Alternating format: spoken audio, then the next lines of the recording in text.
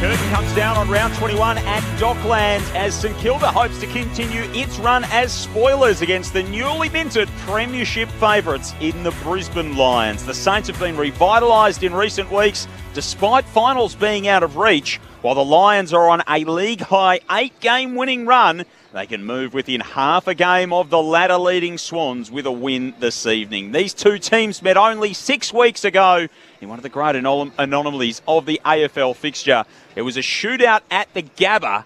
It'll be intriguing to see what we get under the roof at Docklands this afternoon. Thanks for being with us. Joel Peterson with you on ABC Sport and through News Radio in Brisbane and, of course, on the ABC Listen app.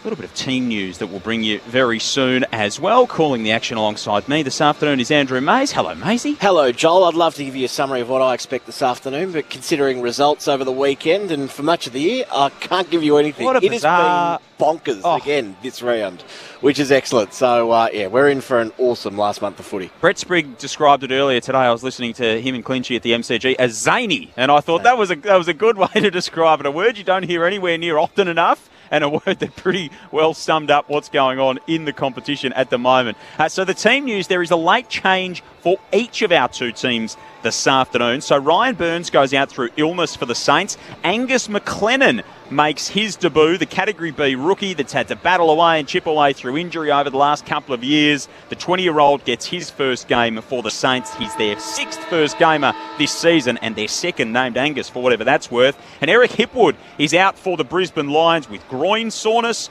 So Bruce Reville comes in. He is the sub. Paddy Dow is the sub for the Saints. We'll get all the latest at ground level throughout the afternoon with Jess Webster. Our experts are in place on ABC Sport, a man who was here yesterday briefly as part of AFL Saturday and then to watch North Melbourne have a win over Richmond. The AFL's games record holder in Boom Harvey. Hello, Boom. Good afternoon, boys. Please tell me Angus McLennan making his debut is not the sub. He's not the sub. Paddy Dow's the sub. Which is good news. Paddy Dow is the sub. I think it should be a rule. If you're making your debut and you've got friends and family coming to watch you play football, you can't sit on the bench for 3.5 quarters. Unlucky for Paddy Dow, though. You'd think you're going to get a chance in the 22.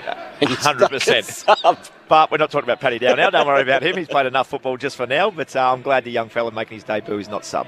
Yep, absolutely. And, the sub might be doomed in the next little while. It seems like it's going that way, and that might... Just put 5 on the bench. Might be one of the... That'll be one of the positives. Of course, it was Connor Downey, that first for Hawthorn, who was the first player to be sub a couple of years ago, and it was a bizarre scene. And returning to the ABC Sport airwaves after a narrow win over Adelaide yesterday for the Cats, a game which you heard here on ABC Sport, is the Premiership Cats, Zach Toohey. G'day, Zach. G'day, guys. Thanks for having me back.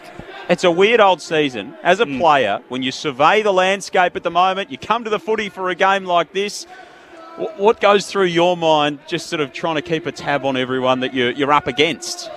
Yeah, it's strange. It's probably the league the AFL really wants, and I think most neutrals are really enjoying footy at the minute. The ebbs and flows seem significant, but they only seem so significant because everybody's so tightly bunched, and a couple of losses in a row can drop you down 4 or 5 positions. So it's actually quite fun as a player, and in those moments where maybe you're not performing or your team isn't performing, you can actually take some solace in the fact that you're never actually as far away from the pinnacle as your ladder position might suggest.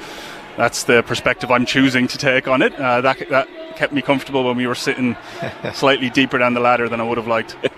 Are you one of those players that check the ladder as a player, and I still do it now for some reason? I check the ladder on a Tuesday and Wednesday thinking it's going to change for some reason. But if I'm a player and who's sitting around you guys, Giants are just above you now, Brisbane are just below you, do you look at them and go, oh, who does Brisbane play next week? Are you one of them players? I never used to be, but recently my 10-year-old has decided this is the year he's going to really take an interest in footy, and he can kind of regurgitate the ladder to you every given week. So as something of a memory exercise, we've been quizzing what's the position of every team, and he's been keeping me updated.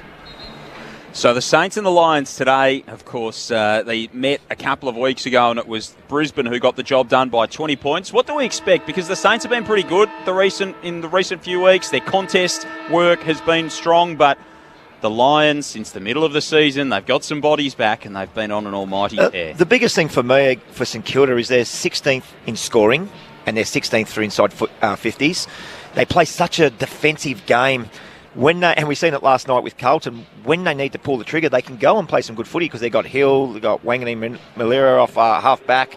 They've got some fantastic players that can run with speed, but they take a while to pull the trigger for me. So it's just whether they can give their forwards enough football to kick a winning score. And on the other side of the coin, we've got Brisbane Lions, who won 8 in a row, and they're probably the most informed team in the competition with the Western Bulldogs at the minute, and they have got some goal-scoring power up forward, and they do give them a chance with Charlie Cameron up there and the two big, tall forwards. So it's just whether the Saints can give their forwards enough speed on the ball for me today.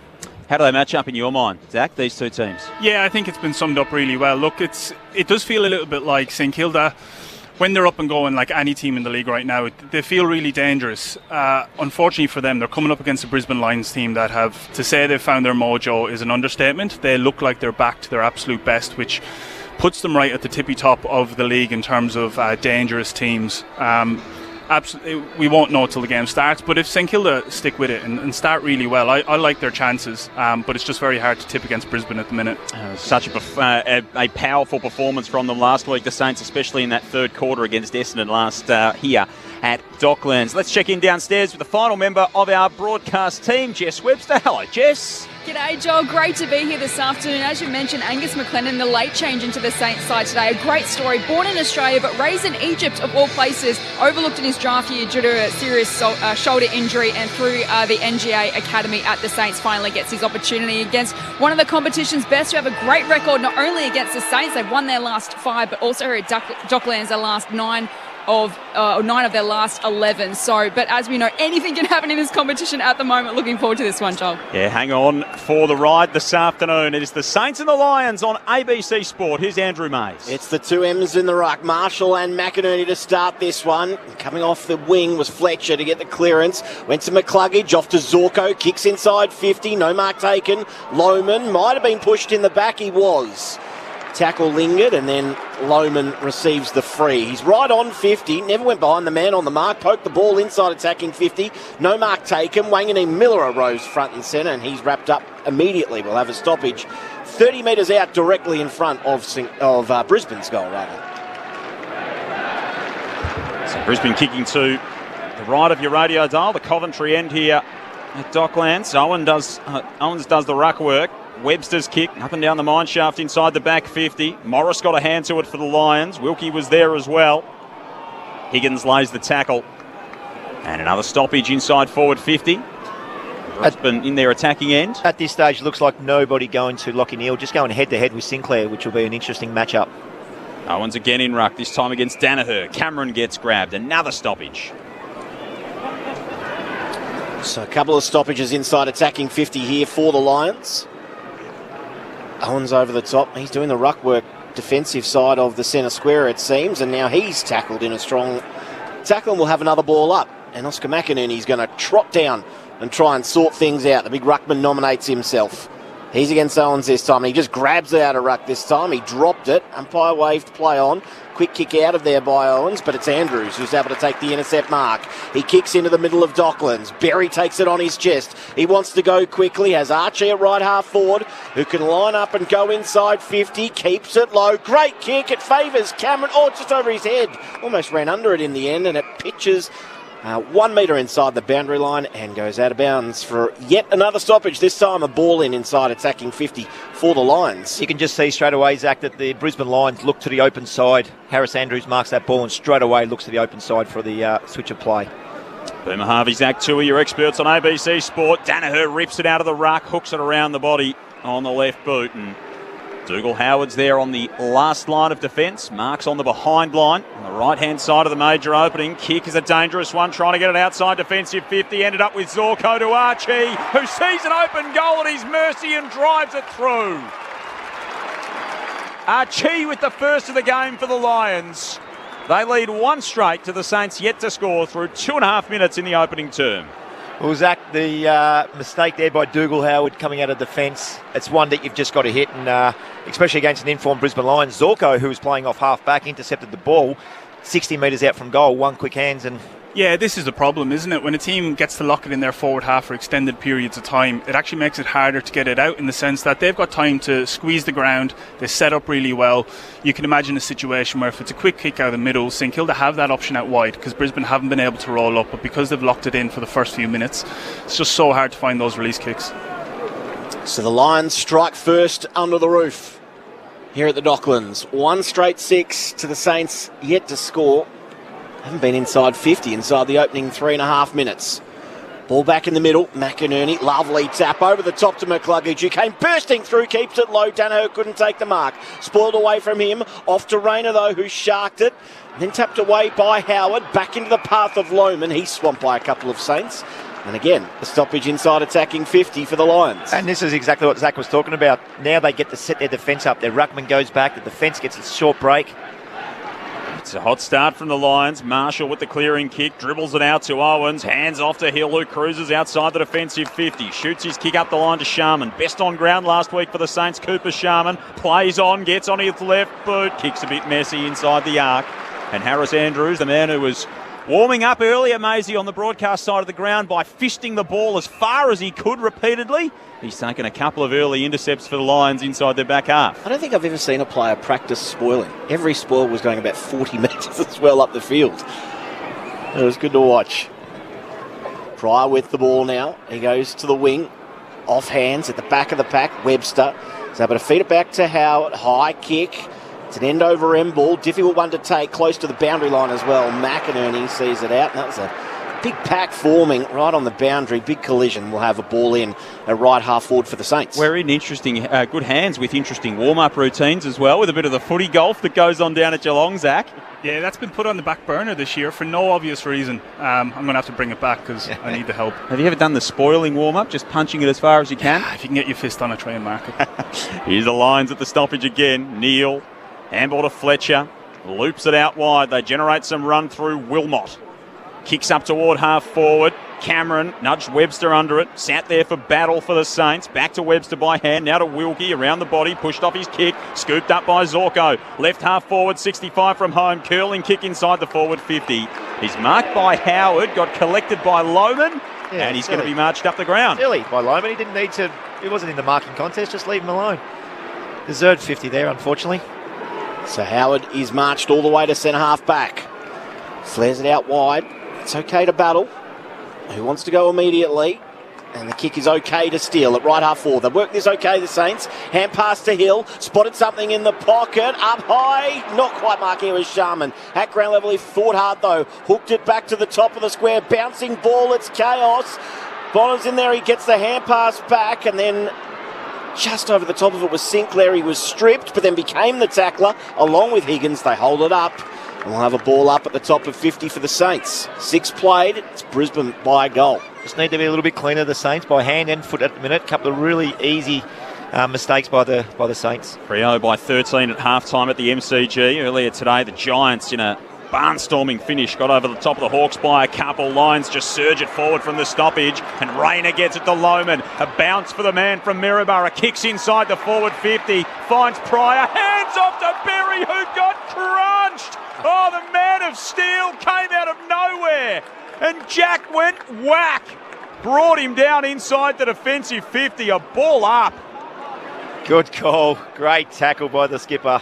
A bone-crunching tackle from Jack Steele. Such a part of his repertoire. Marshall outside the defensive 50. Kick into the centre square. It's all Lions there again. Zorko offloads to Starcevic. Wobbles it inside the forward 50. Through the hands of Archie. Picked up by Wangadine Miller around the body. Finds Filippo. Thought about the release handball there, but Lohman was on the heels of Wangadine Miller. So he goes short instead to Bonner, who takes the mark. Berry's on the mark, 60 from his defence, from his attacking goal. Chips over the top, has to be precise. Filippo just ran under it at the last moment, allowed Neal in. Thought he was going to take it out there, Filippo. He's then stripped of the footy. Luckily, he has the boundary for company, and we ball in right in front of the interchange benches. So 7.5 gone, opening term, ABC Sport. It's Brisbane 1 straight 6, leading the Saints, who are yet to score. Joel Peterson, Andrew Mays calling it for you. Zach Tui, Boomer Harvey, your experts. Jess Webster on the boundary. The late game in round 21 of this AFL Premiership season. Steele goes in low on Ashcroft. Whistle from the out-of-zone umpire. It was the out of zone umpire, wasn't it? The two closest both looked at each other and went, who was that? As Ashcroft wins the free kick, goes short to Wilmot. The umpire that paid it was in the forward 50. Not sure it was high either. There was a little one there.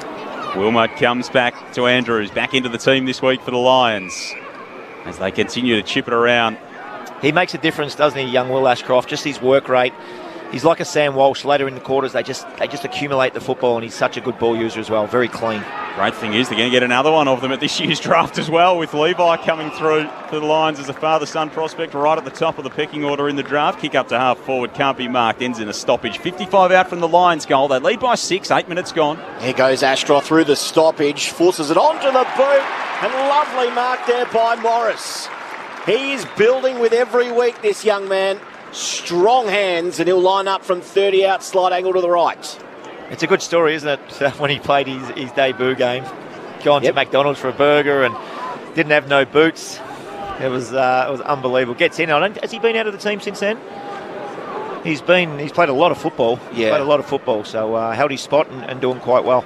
Well, he's been especially useful the last couple of weeks, especially with Hipwood out of the team today. He's going to play that sort of pseudo-second tall. And then last week when Hipwood went defensively, he was able to play that role to perfection. And he kicks beautifully as well.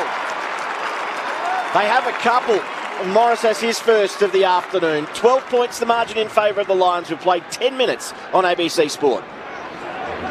Zach, what the clearances at the minute? I'm just trying to look at the 7-3 Brisbane's way. They got the game on their terms. When there's a stoppage, they're sitting so well up behind the football, but they're winning the ball at the contest, which is the most important thing. Yeah, you can tell just by the eye test. You don't need to see the numbers. The quality of their clearances is the other thing. Sometimes you can have domination in clearances, but it can be scruffy. They're walking it out, they're chaining it out at different times, and then when they're not winning the ball, they're set up so well behind it. St Kilda's only real threatening look so far is when they were able to bypass Andrews. Caminiti had a good look at it, but right now the territory game is just being dominated by the Lions. Great to have Premiership cat Zach Toohey with us on ABC Sport. Alongside games record holder Boomer Harvey. Smith doing the ruck work in the middle for the Lions.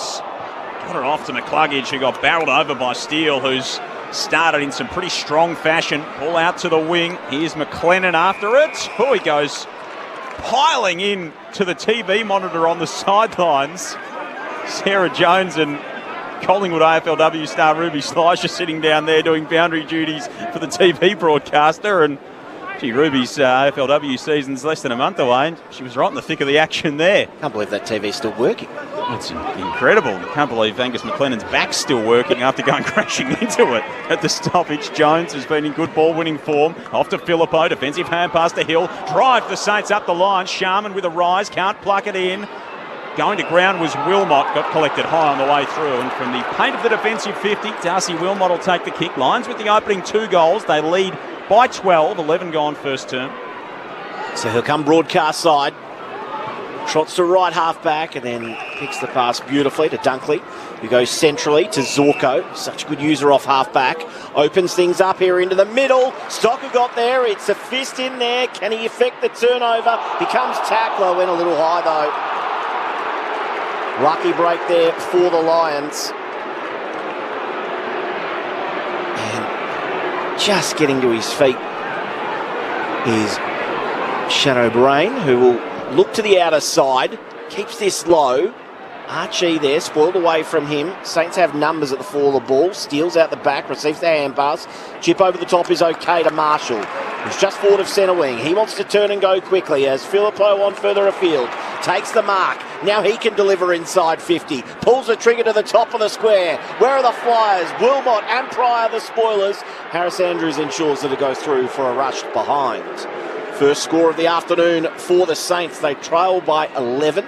I think that's what they're going to have to do, the Saints. They're going to have to mark the football and get a handball received to break a line and get the ball out the back, because Brisbane are setting up, but they're setting up aggressively as well. So I think if they can break a line, potentially they can get out the back of them.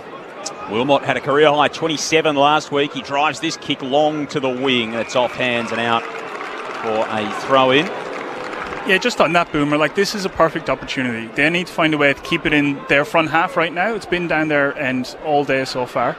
Got to lock it in. Can't let Brisbane out easy here. And repeat stoppages are okay, aren't they? Fine, perfect. 8 inside 50s to 3. The way of the Lions to back up that point at the stoppage. Filippo hands it off to Jones. Scoots around a couple. Flares the kick beautifully inside the 50. That is silver service from Zach Jones. 4 and 5 teammates run over to high five. In the meantime, Membry's taken the mark. 35 out directly in front. Well, that's just amazing composure by a seasonal veteran, because he could have given the hands over the top and created another handball and another option for Brisbane to press. Probably could have had a shot on goal from 45, 50 out, but fantastic centering kick to his St Kilda teammate. He's in good goal-kicking form, Tim Membry. We know he's a streaky shot on goal, but he 2 last week, 5 the week before that against West Coast. From 35 out, as good as directly in front. He's got the first for the Saints. And Tim Membry continues his hot run of form in front of the sticks. St Kilda 1-1-7, Brisbane 2 straight 12. 14 gone opening term. ABC Sports, Sunday Footy, your experts are Harvey and Zach Toohey. Yeah, that's exactly the reward they needed for their effort. They've been good in the last few minutes. It's looked like more of an arm wrestle than it did in the opening few. But I think that you touched on it there, like the experience. That was a beautiful kick. That was not an easy kick in terms of just executing the skill, but to be on the same wavelength.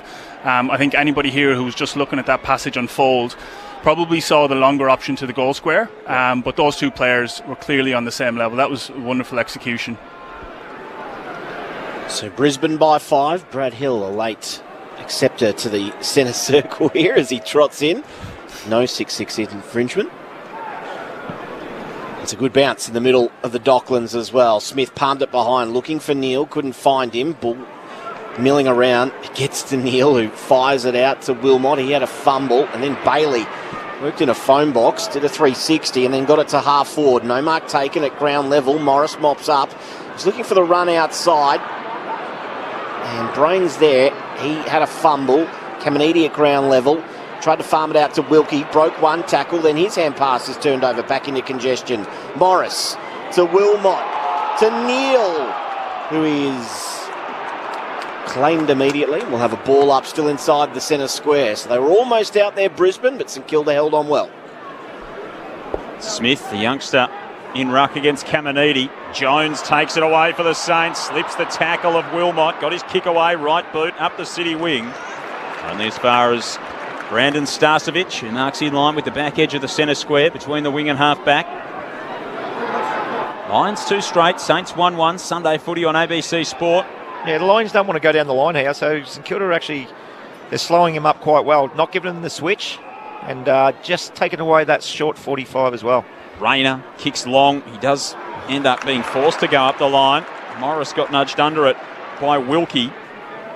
And the All-Australian Saint takes the mark, goes short to Bonner. He moves it on by foot over the top to Sinclair. Right on halfway, comes infield into the centre circles for Stocker. Stubs his toe as he kicks inside forward 50. Good enough to get it to Higgins. Goes around the body. Starcevic dropped the mark. 30 metres out from Brisbane's defensive goal. They pile in. Membry's there. Ball spills loose. Filippo spins his way out of a tackle. Then got dumped. Ends up with Ashcroft, who bangs it into the centre of the ground and clears for the Lions. Well, it's an awkward bouncing ball for Howard. Had to leave it for Wilkie in the end, who got it to Webster by hand. He flares it out wide. On the bounce here to Sinclair, who nonchalantly kicks it to the wing. And McLennan, it's his first touch of the afternoon. Kicks out wide to Bonner, who turns it over. Poor kick to the top of 50. Morris drifting back, takes the mark. Yeah, lots of numbers back for Brisbane Lions, and they're just going to pick that one off all day. That's where they've got to break the line. Just drop the eyes a little bit shorter than what they have been. Morris kicks to the wing. It's a one-on-one. Bailey got out the back too. Nudged his opponent underneath the footy and then kicks inside 50 on a plate for Joe Danaher. Lovely delivery, and Joe will line up for his first of the afternoon deep inside the left forward pocket. Be nice to be a big tall forward with Zach Bailey running full power. Yeah, there's certain plays in the competition big Joey Danaher would be licking his lips at. Zorko coming off half back. Bailey's certainly one of them. Lockie Neal drops his eyes beautifully. A great ball user. So Joe Danaher will start his approach from about 45. He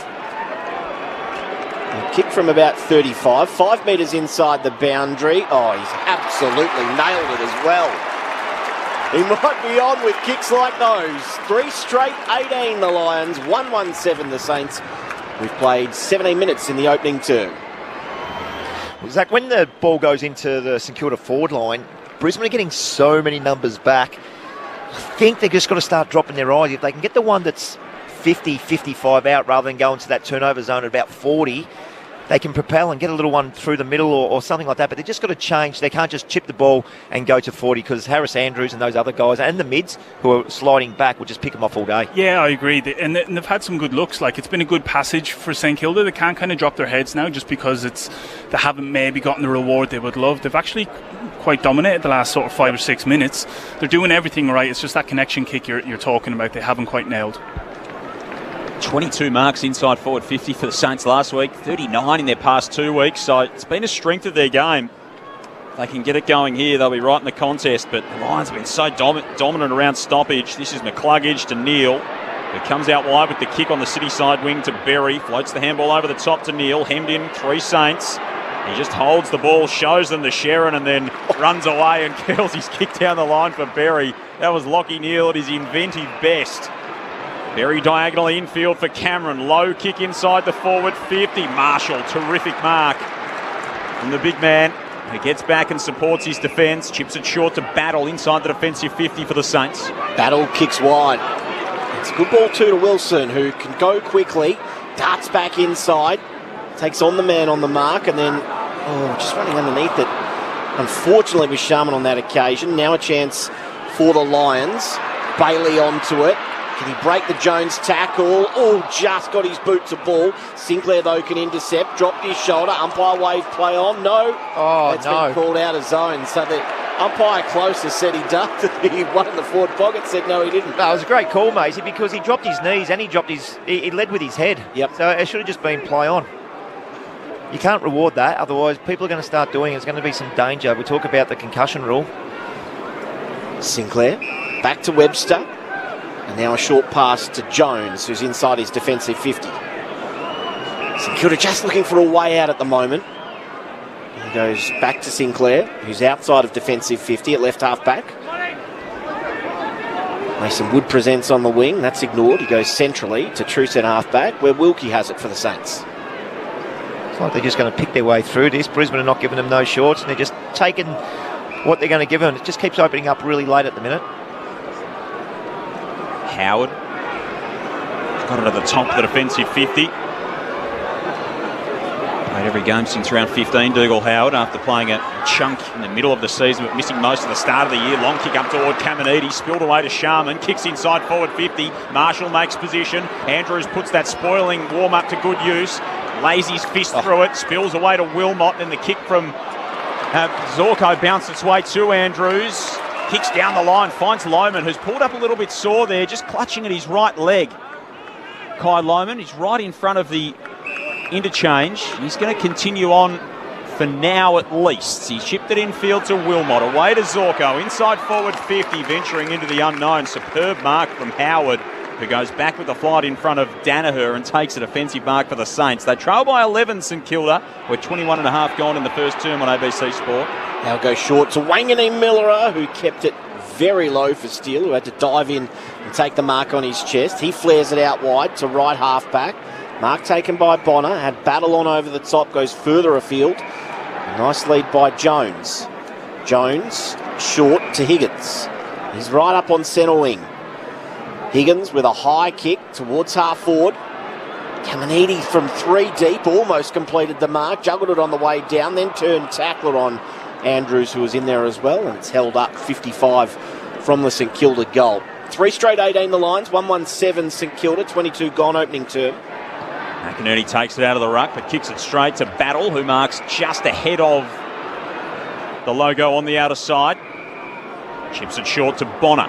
Who's winning this battle, Zach? Because St Kilda are clearly happy just to play very slow football, and Brisbane are trying to get them the kick down the line. Yeah, I think there is such thing as a win-win. Brisbane are quite happy for them to possess it up the ground because they are getting numbers back and doing this, slingshotting when they get their chance. Bonner's kick to Marshall, came off hand, spilt to Bailey. Now to Cameron. Lions working in their defensive half. Cameron's kick got a bit too much juice on it for Harris Andrews, who did not try to keep that in whatsoever. That was a Sunday stroll with the dog in the local park for Harris Andrews. I think it was slower than the Sunday stroll with his dog. It was unbelievable. He looked like he was waiting in line for a coffee. And now the Saints have moved it in. Wilson to battle. Inside forward 50 to Owens. And Mitch Owens has got it. He'd be 45 metres from home as he backs over the numbers on the 50. The 50-gamer will take his shot. Well, Brisbane deserve a shot or goal against them, just on the back of Harris Andrews, walking the ball over from 4.5 metres and literally walking, not running.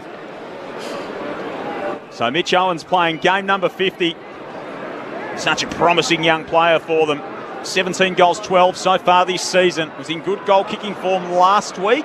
He hangs that one out to the right-hand side. Margin 10 points, Lions ahead. 23.5 gone first term. Sunday footy on ABC Sport. Quick kick in for the Lions. And it's with Archie at right half back, courtesy of Zorko.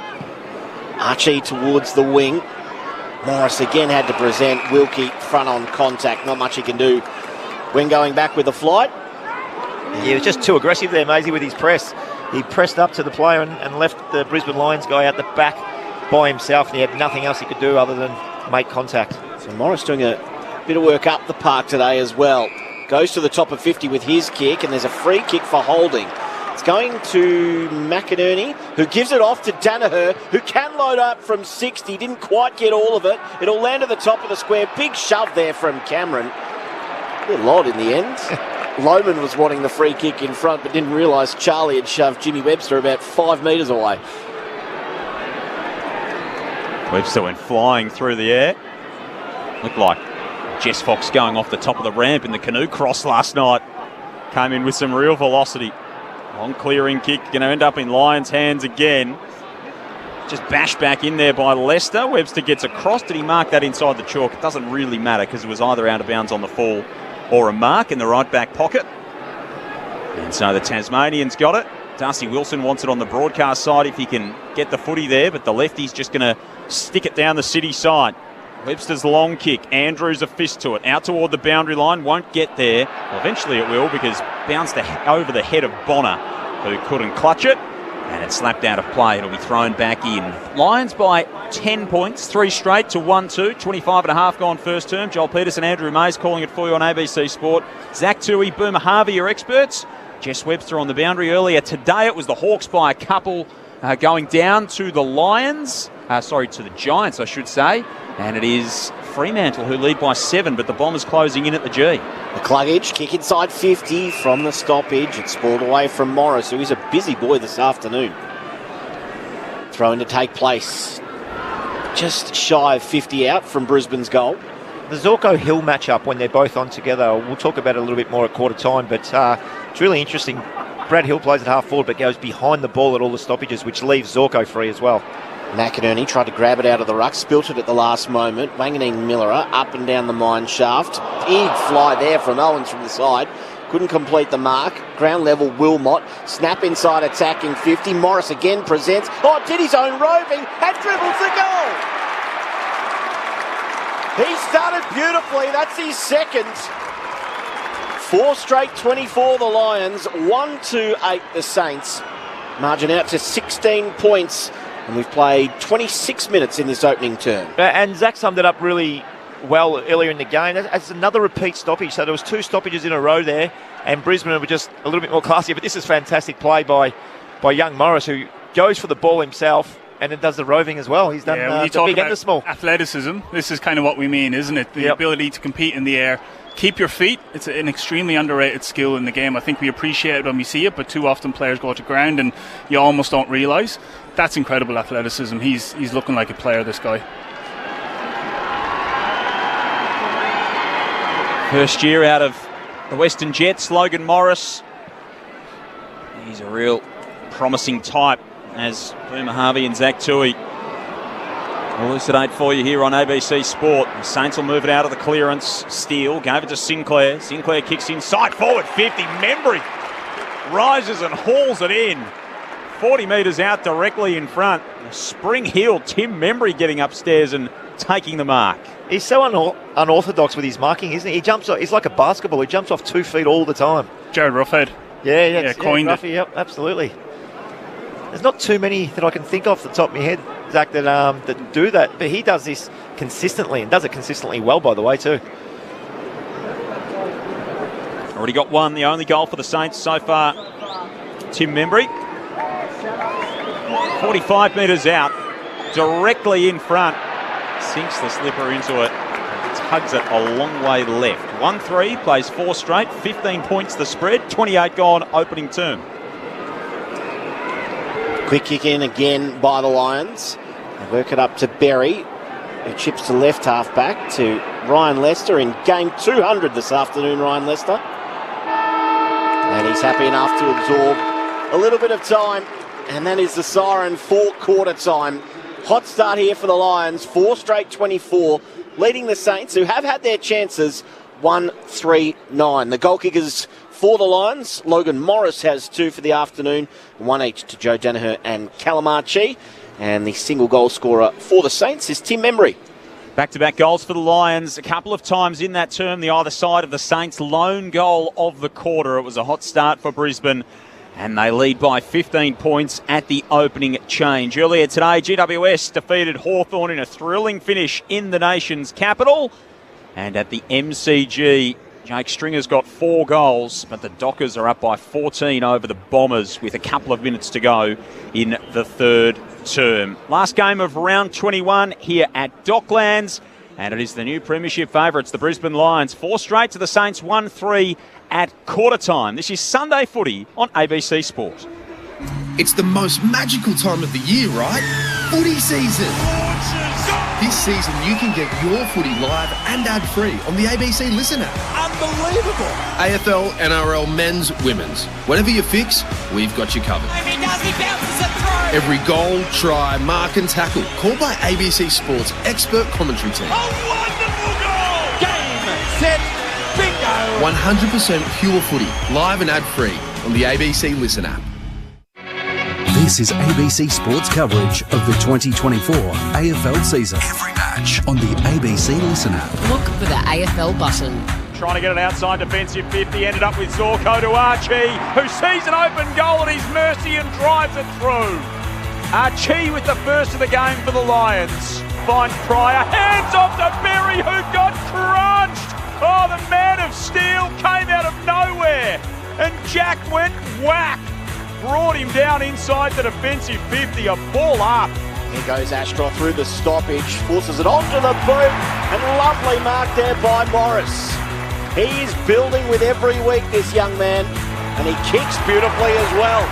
They have a couple, and Morris has his first of the afternoon. Phillippo hands it off to Jones, scoots around a couple, flares the kick beautifully inside the 50. That is silver service from Zach Jones. 4 and 5 teammates run over to high five. In the meantime, Membry's taken the mark from 35 out, as good as directly in front. He's got the first for the Saints.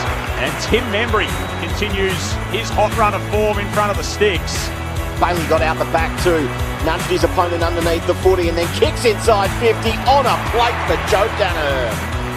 Kick from about 35, 5 metres inside the boundary. Oh, he's absolutely nailed it as well.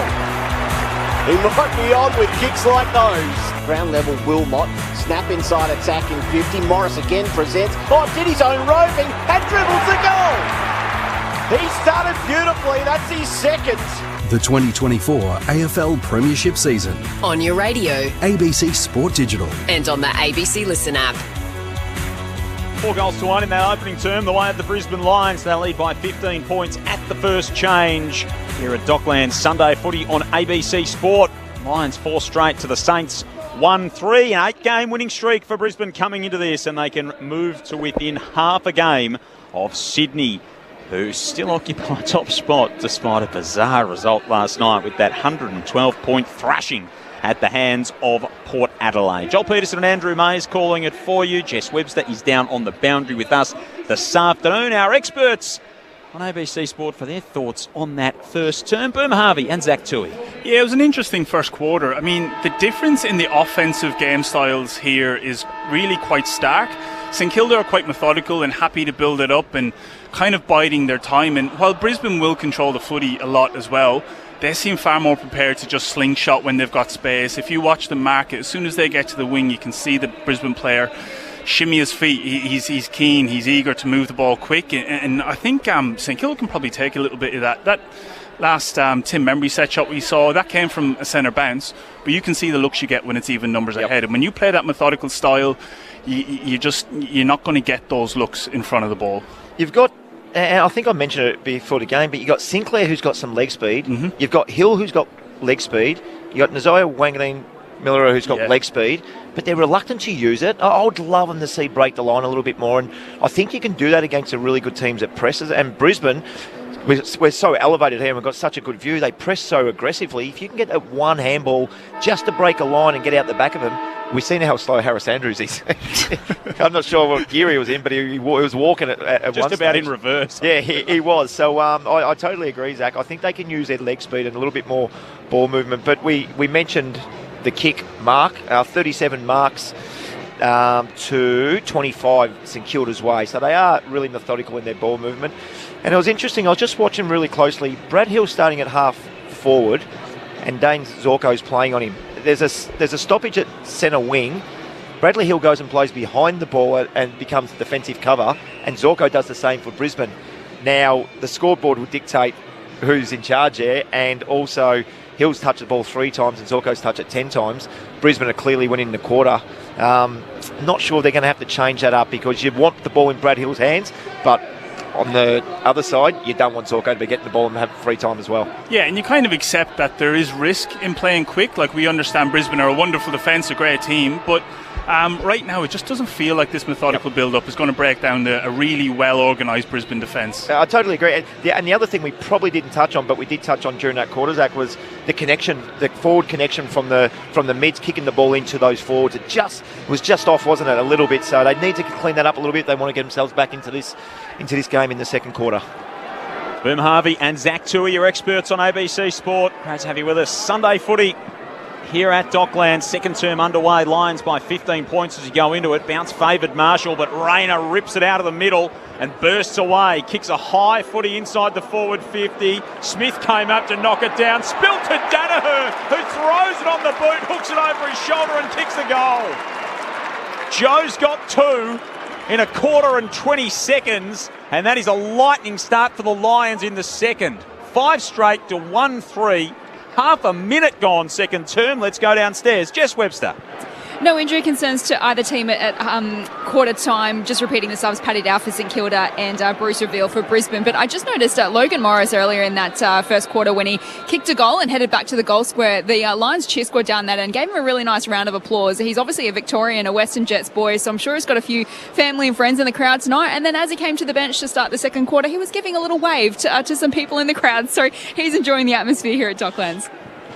Centre bounce clearances, Zach, 6-1 so far, and I think Brisbane has scored from 2 of them as well. So it's an easy game when you can clear the ball from the centre bounce and kick a goal within a minute.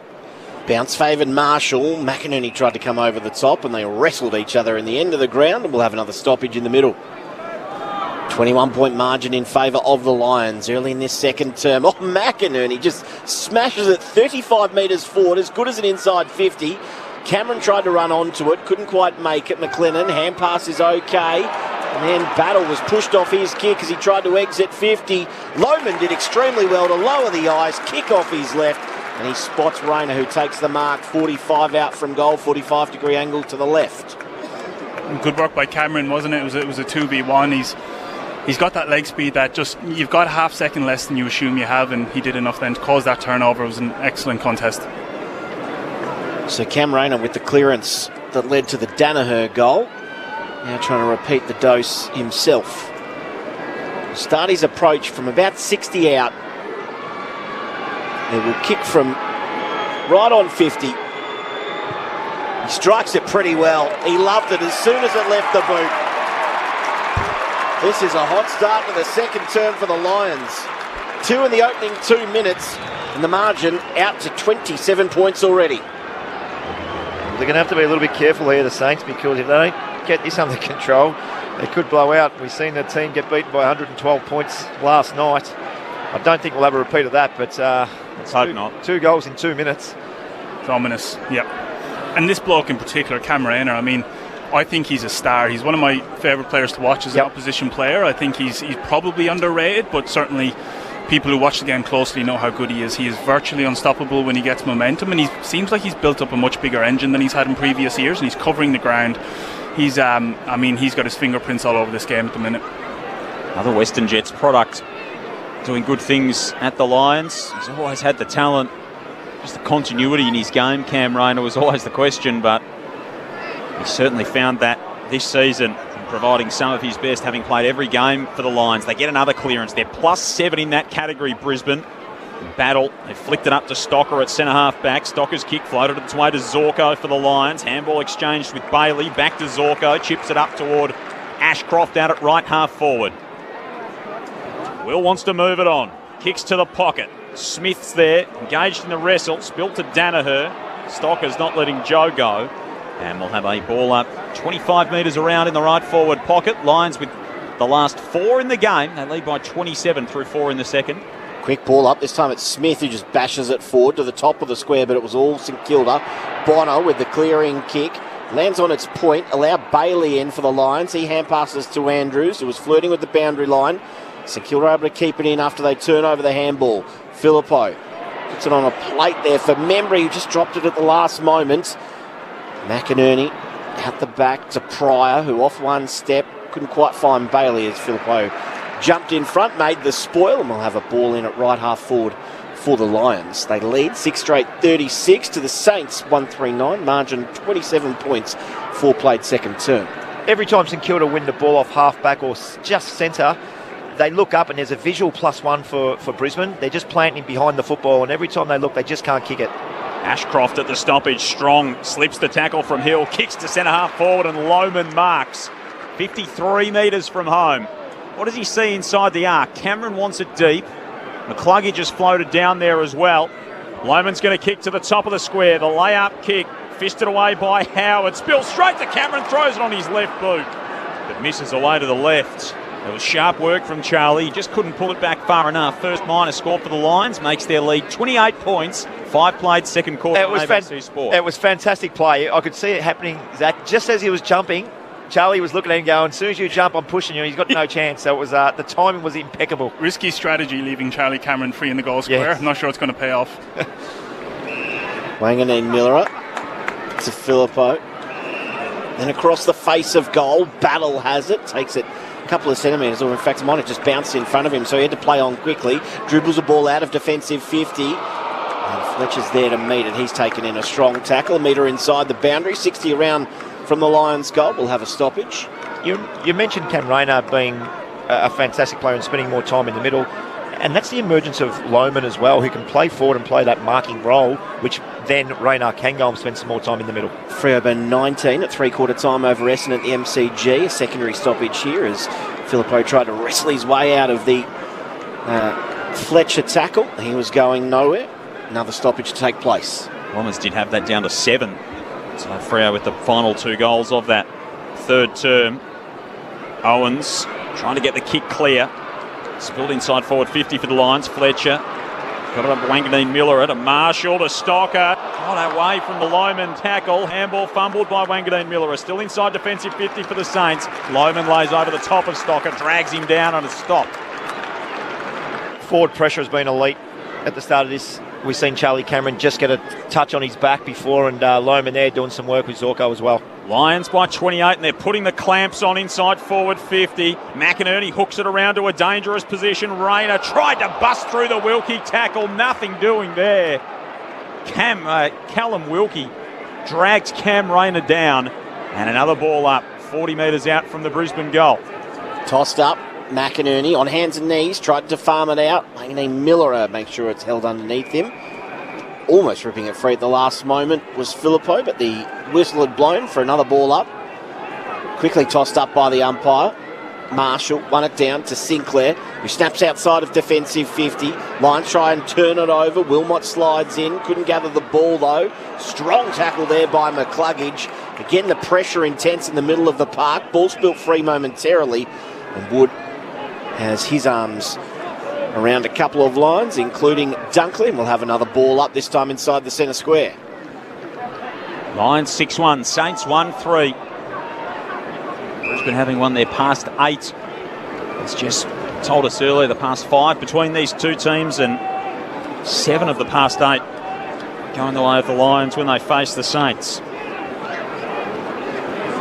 McInerney and Marshall play out of dead heat in ruck. Sharked by McCluggage. Kick inside the forward 50. Floats over the head of Cameron. Scooped up by Battle to the first game of McLennan. Dangerous stuff in the back pocket for the Saints. Howard's handball knocked down. The pressure from Brisbane builds, but the Saints are good enough to scoot through it. McLennan, Bonner. Oh, little handball from Steele. He put Filippo under all kinds of pressure. Filippo gave it up to Zorko. Kicks back inside the forward 50 for Brisbane.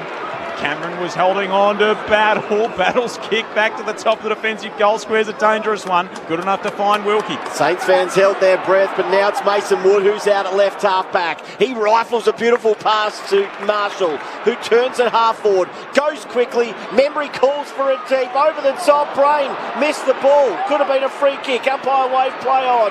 And Owen sees it over for a boundary throw in left forward pocket for the Saints. Well, it wasn't a free kick. If you jump and try to mark or spoil the ball, you don't touch it at all. Isn't that an automatic free kick? Yep. No, maybe I'm wrong. No, that normally is. Good transition, though. That was fast. That's better. That's what we're talking about, Zach.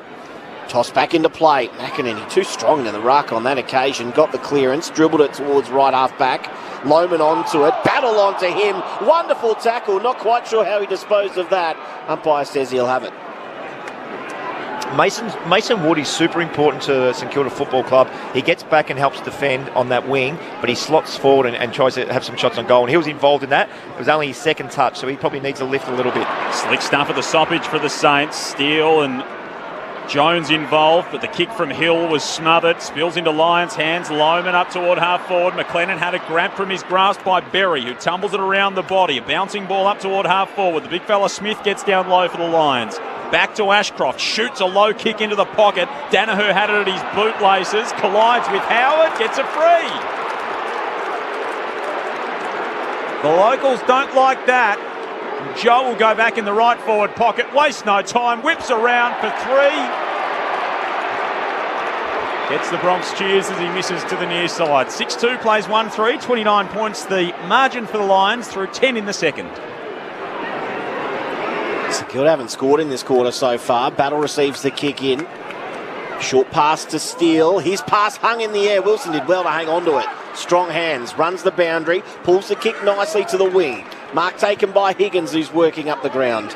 He darts it back inside to Jones and then to Sinclair. Passes to Owens, who's at right half forward. Now the money kick coming inside 50. Sinclair's short. He was ignored. Looking for a bit of space. It's a lovely delivery as well. And well done to Higgins, who worked really hard to get back inside attacking 50, make the lead, and he'll fire from about 40 out, 45-degree angle to the right. Well, that's a connection. It looks like they've been working on that at training. There's certain plays that you like kicking the football to, and Owens and Higgins, it looked like he waited for Higgins there. He ran towards goal. He'd done this little spiral turn and hit back up at him. It was fantastic football and a set play by the Saints. Jack Higgins, 30 goals for the season so far. And fires, but it's to the left, and Harris Andrews sees it through for one behind. Mark that one, Zach. He could have. Contested, wasn't it? It was uncontested. He loves a spoil, though. He does love a spoil. One behind. It's the first score for St Kilda for the second term. 1-4 plays 6-2. He may love them too much, Harris Andrews. It might be an unhealthy obsession that he's got with the spoil. Wasn't a big one, that either. Sort of just That was a glancing blow. Raise the knuckles. Yep. Yeah, no, it's just running it down to third man. McCluggage, long kick outside the defensive 50. That time he did go for the mark and he's climbed all over a couple of teammates. He's left them in his wake, Harris Andrews, as he came bustling through the pack. Big Henry Smith is a little bit worse for wear. Gets up and trots away. Ball will be thrown back in, City wing. Joel Peterson, Andrew Mays calling it for you on ABC Sport. Zach Tui, Brent Harvey, your experts, and Jess Webster's on the boundary. At the stoppage, Hill, back feed, hand pass to Wood. Flicked it forward, taken by Neal of the Lions. Got it to Lohman in close confines. McCluggage on the City wing, shoots it down the line. Smith can't keep it in, and it's out, but it's in Brisbane's forward half. 6-2-38, plays 1-4-10. Lions ahead, 12.5 gone second term. At the G, Freo have opened up a 25-point spread on Essendon, 13-4 to 8-9. And it's about 5 or 6 minutes into the final term there. Thrown back into play.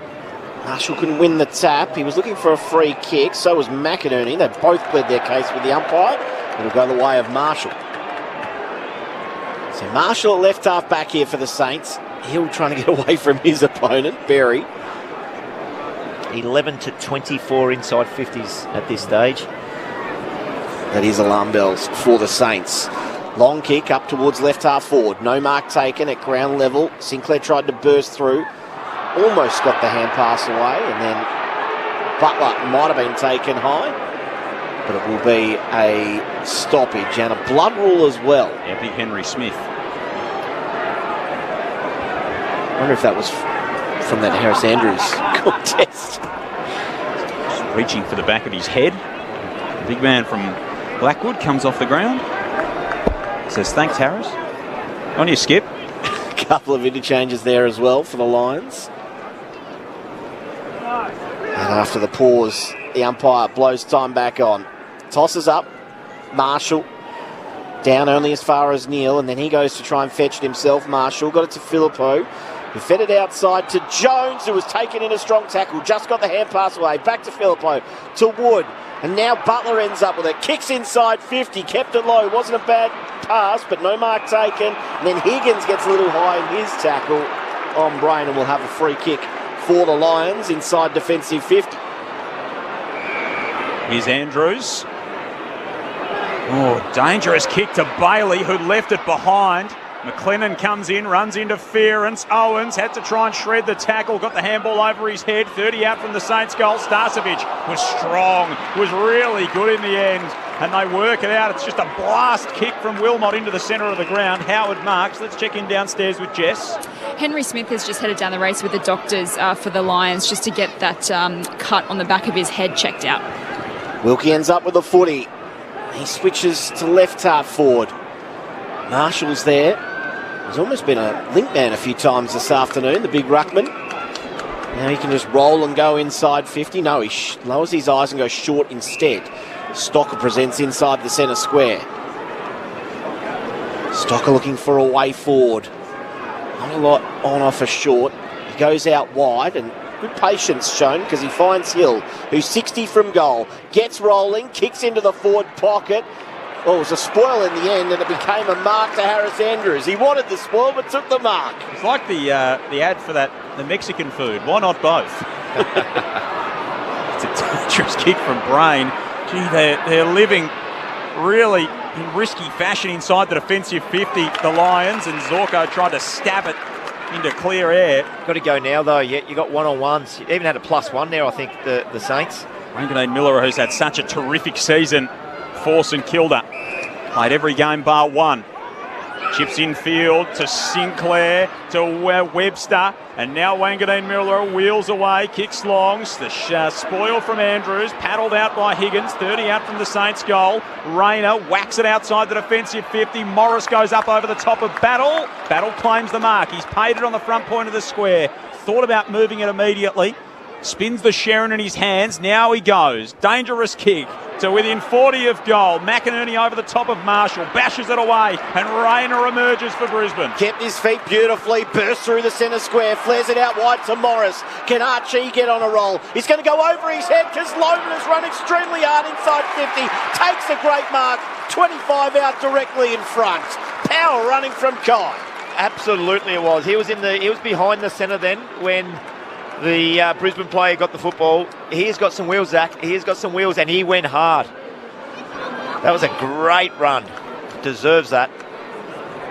Very Queensland. That flash of blonde hair just could have been at the beach. Jess Sinclair about him. Yes, absolutely. So he'll kick from 30 out directly in front.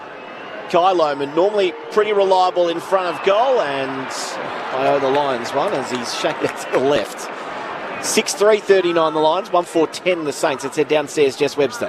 Henry Smith has returned to the field for the Lions, which is good news. And also Ryan Lester spent some time on the bench. He had to get a fresh pair of contacts, so the trainer had to sprint to the change rooms. Just had a problem with his contacts that he already had in, so he's swapped for a new pair, and he's also back out there. Yeah, thanks, Jess. You don't need that. You don't need that. Someone who has tried to wear them at various times, just not a fun experience losing the contacts.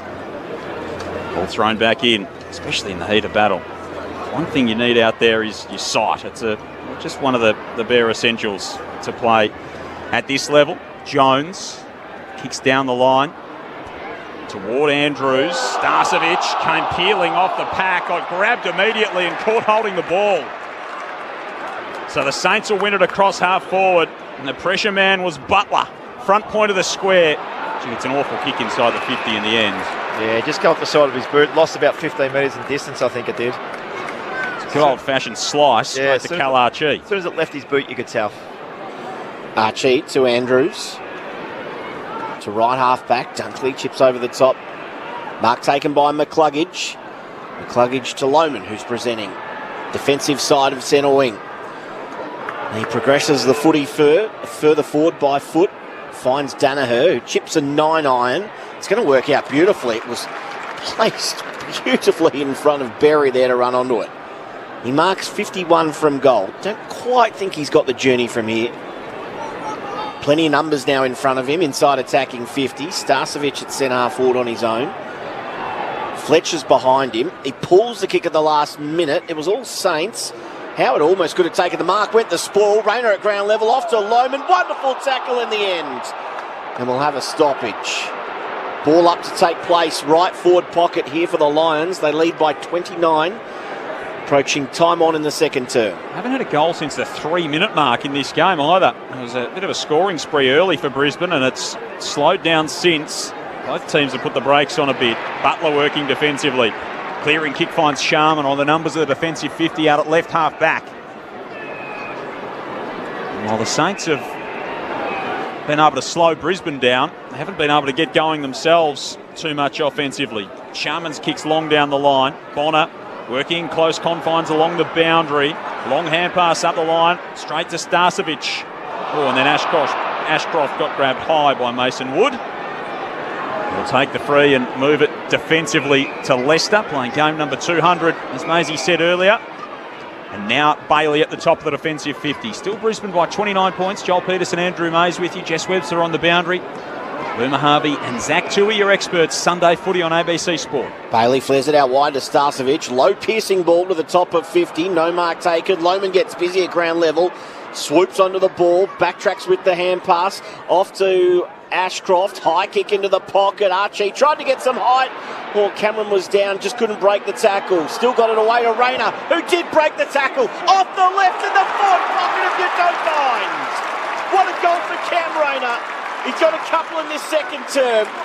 And the Lions have 7. 7-3-45 to St Kilda 1-4-10. Margin 35 after 20 minutes. Yeah, he's a star. He just absolutely refuses to be tackled. And he's been like this from day dot. This willingness to take on tackles. And the stronger he's gotten and the fitter he's gotten. Yep. It's not just about strength. Fatigue plays a big part. So when he builds this engine, he is just like absolutely untackleable. And I mean, the finish shouts quality and class, but he's kicked 2 in this quarter. He's had his fingerprints on a couple others. This guy is I think he's bona fide top end. He just looks so strong through the core, doesn't he? He's got a big bottom and he strong hips, and you're right Zach, he refuses to get tackled. Players tend to give up the ball. Some players tend to give up the ball. I'm getting tackled, I've got to get rid of it. He just says, no, I'm going to shrug you.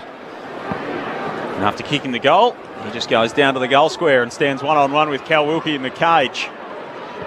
Another clearance coming to the Lions. Neal to Fletcher. Beautiful kick. Drops it into the bucket in front of Archie. Not paid the mark. Wanganeen Miller comes away with it. Turns it over immediately. Wilmot's got it Logo City side. Less than 5 minutes remaining in this second term. Lions in possession and in control, out by a game-high 35 points. Saints haven't kicked a goal since the 14-minute mark of the first term. We're 22 through the second. Starcevic goes out wide with a low kick, trying to shape it for Neil to run onto. He did eventually, but his fellow South Australian, Wanganeen Miller, was right there with him. Comes away with it for the Saints, chips it short up the line, finds the chest of Caminiti. He comes inboard to the point of the centre square, where Sinclair has it. He switches play to Marshall. It just gets there at right half forward. Marshall can straighten up here, and he finds Membry, who's 58 from goal. Looking for this money ball inside attacking 50. He squares things up to Webster. It's an interesting kick, that one. I'm not sure exactly what it does other than give Brisbane an extra 10 seconds now to get an extra number back if they wanted to. Webster short to McLennan. McLennan short to Stocker, who ran off the interchange bench straight into the action. Stocker goes immediately, rolls to the forward pocket. He goes with his kick. Membry over the top. Couldn't take the mark. Still became the tackler at ground level. It's trapped underneath him. Starcevic stole it for the Lions, and then that's a lovely kick in front of Danaher. Spoiled away from him, and it'll be a ball in at left half forward for the Saints. A chance for them in time on in this second term. They trail by 35. 11 points the margin at the MCG, halfway through the final term. Earlier today, the Giants with a come-from-behind victory against the Hawks in the nation's capital. The stoppage is flicked up by Ashcroft, and Smith tapped it on. Lions move it forward. Long hand pass from Danaher to Rayner, who's been in everything in this second term. He gets it forward to Berry by hand. Berry into the pocket for Cameron. Right forward pocket. It's coming back downfield.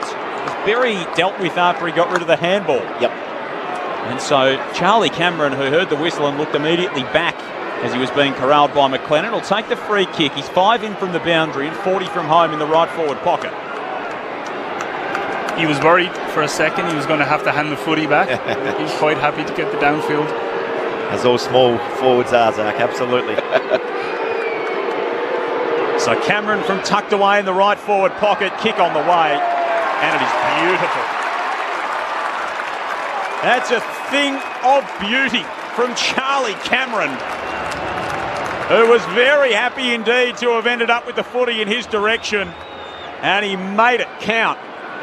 Lions out by 41, 8-3-51 to the Saints 1-4-10, 24 and a half gone, second term. Your experts on ABC Sport are Boomer Harvey and Zach Toohey. Well, we spoke about St Kilda's inability at the start of the game to score. They kicked their first goal at the 13-minute mark, and it's been their only goal ever since. They don't really look like hitting the scoreboard, Zach, and I'm sure we'll touch a little bit more on that at half-time, but that was just transition. St Kilda keep pressing, and it just kept going handball over the top until we got a set shot from Charlie Cameron. It was a nice finish in the end, though, wasn't it? It was, and it's just where St Kilda kick it. If you watch them kicking inside 50, it's very often slow and methodical, which we've talked about, but they're also kicking shallow and wide. Yep. So even if they do win it, it's not a great look at goals, so might need addressing. Zach Toohey and Boom Harvey, your experts on ABC Sport this afternoon. From the middle, Ashcroft. Lovely short pass too. He finds Neil, who'd run forward to the stoppage. Now kicks inside 50. Archie marks at 48. And he does have the journey if he wants. And he says to everyone, hold up, I'll take on the responsibility myself. 41 points the margin. Meanwhile, Essendon have hit the front against Fremantle. What? This round, or this season, is crazy. That means they've kicked the last 4 in a row. Four in a row, yeah. 4 in about 8 minutes, I reckon. We're in front by a point at the MCG. Archie lays into that one, but it's away. In fact, he's missed everything. Out of bounds on the full. So margin stays at 41 points. 26 played second term here under the roof. Actually had the last 6 scores of the game too. So 2 goals to Martin in that time, a goal to Caddy and a goal to Gresham. And it is 83-82 with 8 minutes remaining at the MCG. You can get a call of that game on the ABC Listen app if you're so inclined. Wilkie inside defensive 50 for the Saints as they chip it around their back half, trying to find a way forward. Dangerous kick. Wangadeen Miller had dropped it. Archie was there to pounce, but couldn't get it back cleanly into Lions' hands. And the Saints somehow scramble it out of there. Sinclair to Filippo, who continues to grow as a force for this St Kilda team. Off to Bonner. Long left foot kick down the line. Good mark from Owen. Standing tall at left half forward. kick and a half from home. Looks to the pocket, looking for Higgins. Bashed away from him by Starcevic.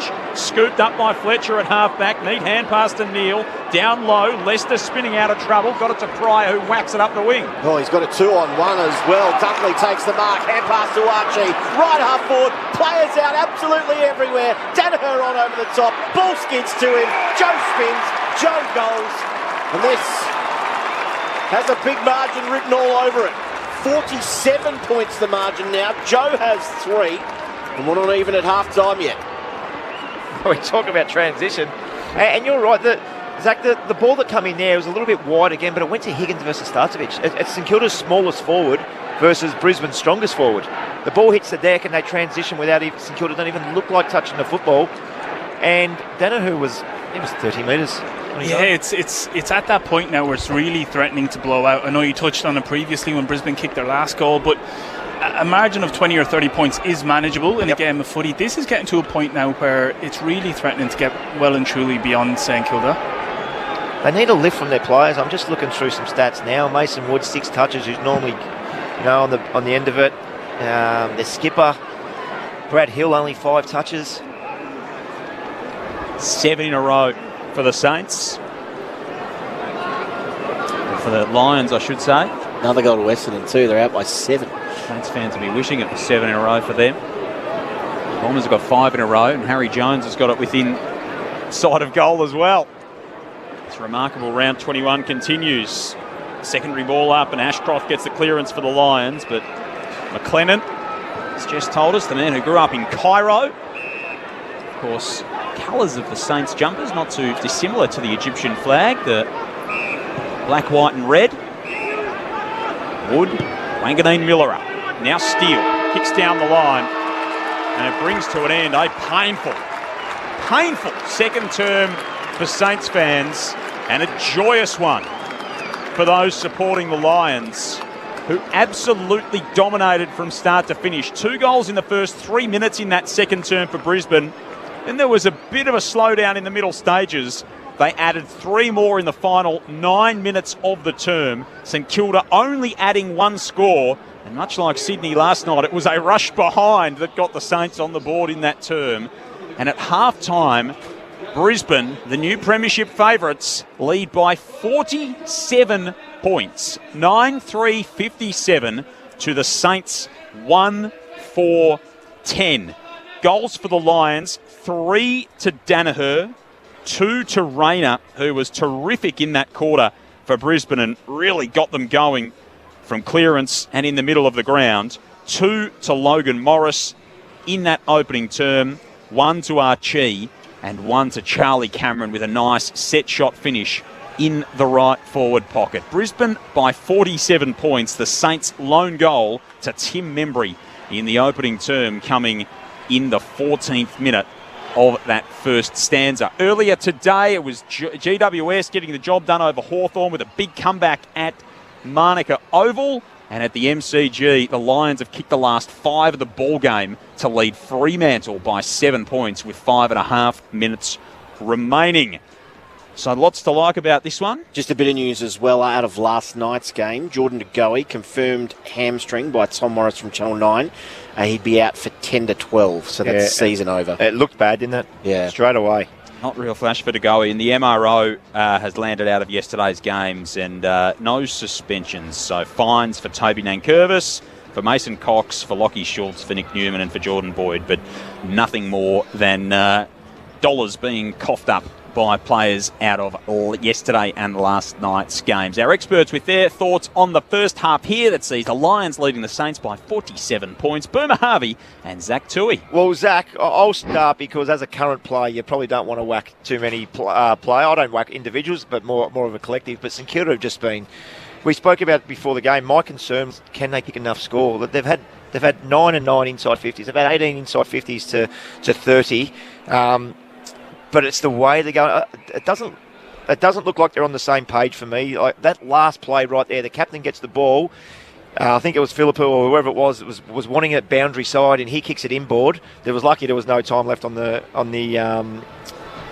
scoreboard because they would have scored again. The transition and you mentioned it. I'm going to steal your thunder. I'm sorry, but when the ball goes in, they're not going to great places. And Brisbane are slingshotting the ball, and we're seeing with their last goal that they kicked, they don't know it was 30 metres by himself. Yeah, the methodical build-up is, it's a perfectly legitimate way to play, and you can't have your cake and eat it too. If you want to play that kind of slower build-up style of footy, you can't then give up the quick slingshot, because, okay, you're giving the opposition time to get back and defend, but you're backing in your system and your ball used to break that down.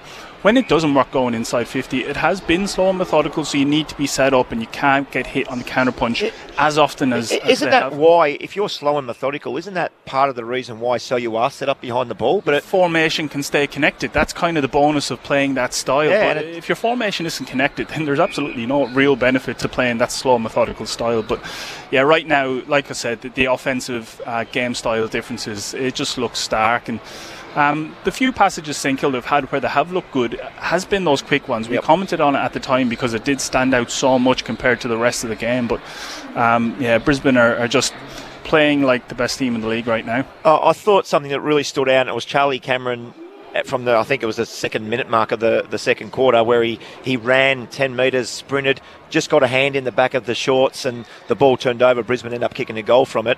Their forward pressure starts with that little forward craft there, and the next effort he went 1, 2, 3, 4. He didn't lay a tackle, but he was just there for the presence.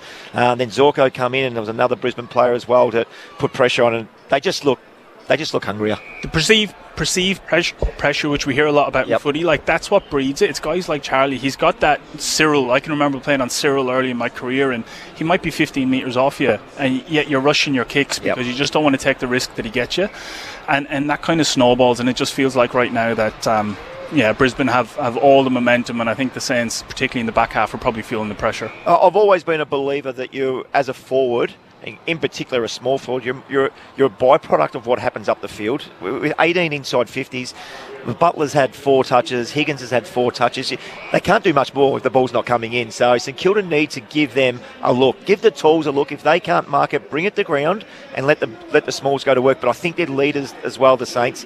I think Hill needs to stand up. I think Mason Wood's been around for a while, one of my ex-teammates who I'm super critical of, because I know his capabilities as a runner is absolutely elite. Jack Steele as their captain, 9 touches, but Brad Hill versus Dane Zorko in that first half, 15 touches what did I say Hill had? 5 touches, 15 feet wide. You need to do something there. So I'm hoping that Ross Lyon gives them a bit of a rocket at half time, come out, and like the other week when they played Sydney here, 4 goals in the first half, we start rolling their eyes, and then they come out and absolutely dominate the second half. So hopefully, Joel, there's some goals coming our way. We sat here at halftime of that game. We thought, where's it going to happen? The one thing they have done well recently, the Saints, is that contested area, and their work around contests has been pretty good. The interesting stat, just with the 2 rucks. So when Marshall and McInerney are opposed to one another, McInerney's been dominant. They're plus 12 clearances with those 2 number 1 rucks in the middle at the moment. That sort of seems as though, Lachie Neale's had 6 clearances. We said no one's gone to him so far. They need to start winning the footy at the source. It sounds so obvious. It's always such a key part of the game, but it's killing them at the moment. You're a good team when Steele at the first bounce goes to Hugh McCluggage.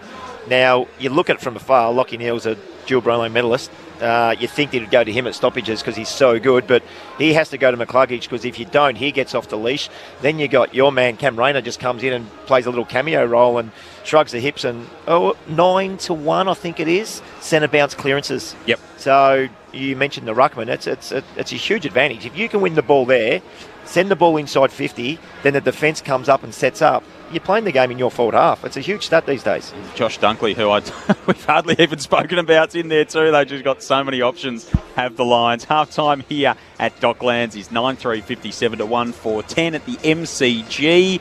It is still the Bombers by a goal, 13-11, 89 to 13-5, 83. So we'll be able to bring you a result there very soon, with Fremantle going inside forward 50, and they're going to have a set shot here through Jai Amos as well. So there is a chance that this season could get a little bit wilder. We might just stay with it here for a little while before we do go to the news. And we'll get an Olympics update with Corbin Middlemass very shortly as well. But the Dockers were up big earlier in this game, and now there is the opportunity for Fremantle to tie the scores up at 89 apiece with only about half a minute remaining, and they will do so. So that's going to be another thrilling finish in this wild season. We've had a number of draws already this season. Joel, 36 seconds left on the clock. Essendon have already been involved in a draw this season as well. Well, we just spoke about the centre bounce clearances. The whole season for Essendon is going to come down to this centre bounce clearance. If they lose this, they don't make finals for me. Absolutely. And if they win it, they keep their season well and truly alive. As always on the ABC, we do have commitments to go to, though. So we do have to get the latest from the newsroom. We will come back and give you the result of that game, though, at the MCG, which is going right down to the wire. Tied between Essendon and Fremantle at 89 apiece. An Olympics update with Corbin Middlemass coming on the way soon. Before that, though, let's go to the ABC newsroom.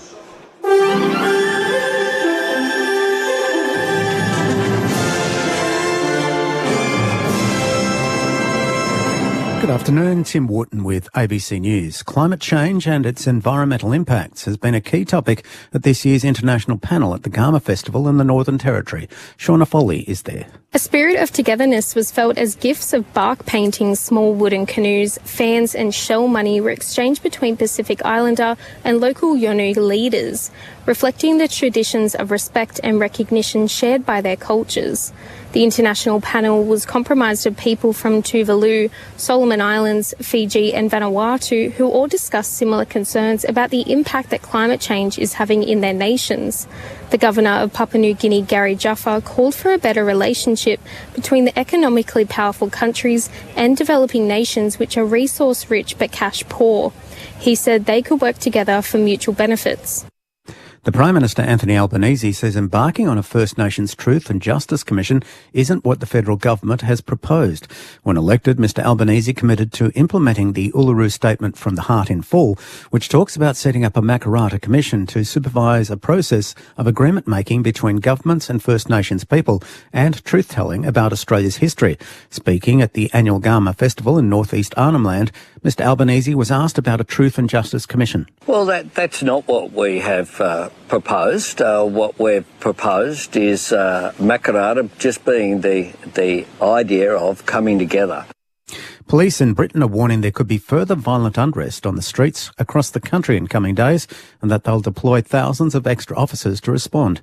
Larry Buttrose reports. The violence came after the stabbing killing of 3 young girls at a dance class nearly a week ago in Southport in northwest England. Disorder erupted in Liverpool, Bristol, Hull and Belfast after false information spread rapidly on social media that the suspect was a radical Muslim migrant. Police have said the 17-year-old suspect was born in Britain, but the unrest has continued. Police have been injured in street fighting with bricks and bottles thrown as anti-immigration protesters face anti-racist groups. Israeli authorities say a Palestinian attacker stabbed and killed an elderly woman and wounded 3 others in central Israel before being shot by police. The assault took place in the city of Holon, just outside Tel Aviv. Police say the attacker was shot and neutralised. Venezuelan opposition leader Maria Corina Machado has urged a rally of her supporters to continue their protests against fraud in recent presidential elections. The BBC's Leonardo Rocha reports. Ms. Machado's presence at the rally sent a strong, defiant message to Venezuela's socialist government. She'd been in hiding since President Nicolás Maduro threatened to arrest her earlier this week. Ms. Machado told her supporters in Caracas that the opposition had never been so strong and urged all Venezuelans to continue putting pressure on the government. Ms. Machado has the support of most Latin American countries and the United States. There are heatwave alerts for many regions of Spain, including the capital Madrid, with daily highs of around 40 degrees Celsius. The Health Ministry activated a heatwave prevention plan at the start of summer, aiming to mitigate the health impacts of extreme heat on the population and reduce heat-related illnesses and fatalities. Football Australia has paid tribute to the achievements of former Matildas coach Tony Gustafsson, who moved on after the team's disappointing exit from the Paris Olympics. The FA has started searching for a new coach after the team failed to advance from the group stage. The Swede guided the Matildas to a 4th place finish at last year's World Cup, the best result by an Australian side at senior level. CEO James Johnson says the Gustafsson era played an important role. I would say it was a success, but if you look at the Olympic campaign in Paris, we didn't didn't go as far as what we wanted the team to go. It's the right time. We felt that Tony had got as much out of this team as he could. You're up to date with ABC News. I'm Tim Wharton. Edge of Country brings you the biggest, boldest and best new tunes from genre-bending country artists from home and around the globe.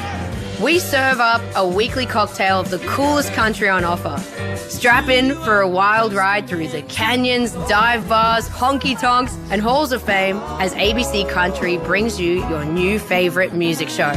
Stream Edge of Country on the ABC Listen app anytime, anywhere. We love country.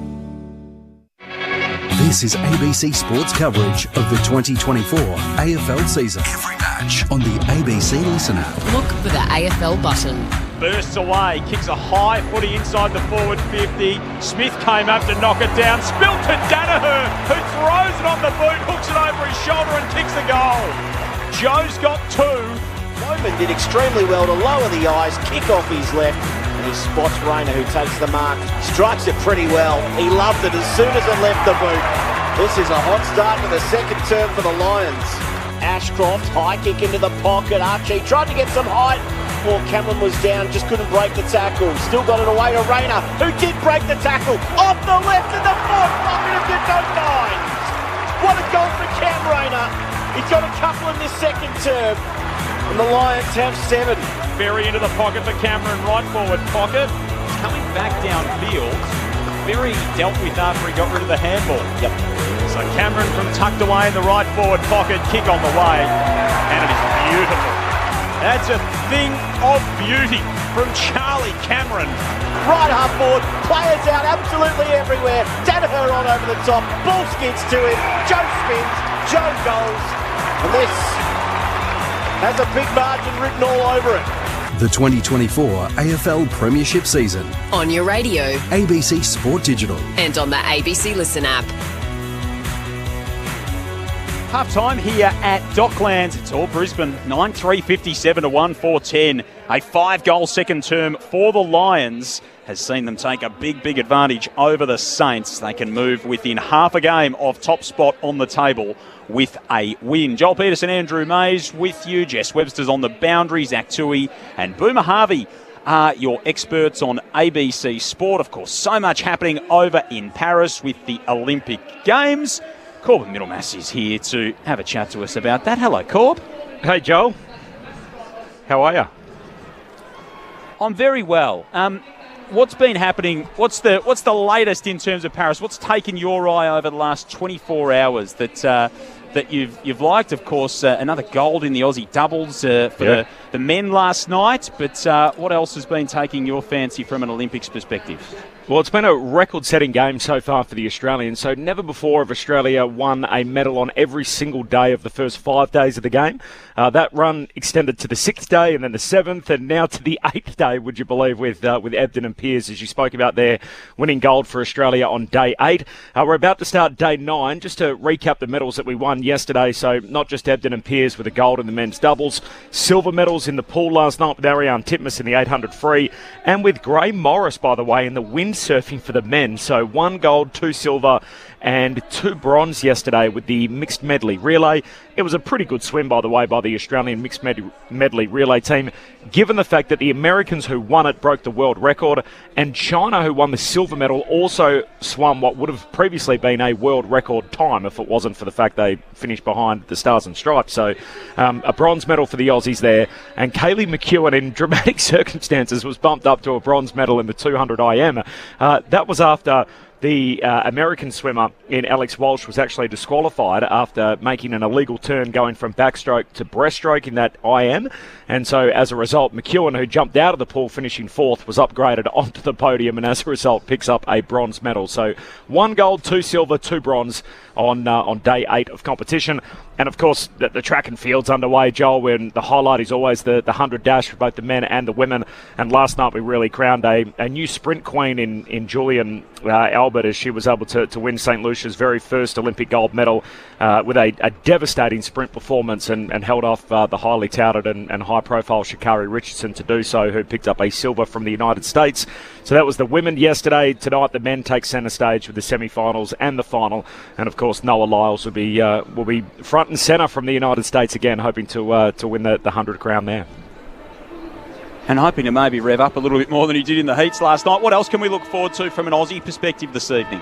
Australian representation again scattered right throughout the day. So Caitlin Parker is one of only 2 Aussie boxers left. She's looking to become the first Australian woman ever to win a medal for Australia in boxing. If she beats her Moroccan opponent shortly, which that starts in about 2 hours' time from now, she will deliver Australia's very first medal in women's boxing. So look out for that. We've got the women's road race tonight, which Grace Brown won the time trial earlier in the week. Can she do the double and win the road race? It had never happened before in the Olympic Games until last night when Remco Evenepoel was able to do it for Belgium. So can Grace Brown repeat those feats? We've got Jess and Naomi Fox both in action in the kayak cross. The Kookaburras play a quarter-final up against the Dutch. And then, of course, all the action tonight with the track and field, the high jump final with Nicola Ollie-Slagers and Eleanor Patterson both involved there.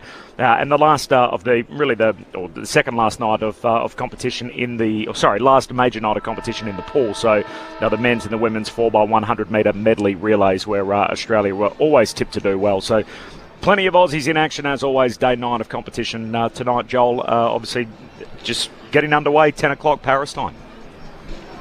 Good stuff, Corb. Thank you. Enjoy as always. Thanks, Joel. Anytime. Middlemass joining us. Of course, the Opals are on to, I think, 5 o'clock tomorrow morning as well against France. So if you're just joining us, Essendon, winners of a spellbinding game at the MCG, 13-12-90 to 14-5-89. And here at Docklands at half-time, it is Brisbane 9-3-57 to the Saints, 1-4-10. We're hoping the Saints can really get going from an offensive perspective. We certainly can. 1 goal in the half of football is not quite good enough and will not cut it. 18 inside 50s to 30. I wonder why they're got no leg to stand on at this stage. I'm just checking the ladder again as another game finishes, and that's a great result for the Cats.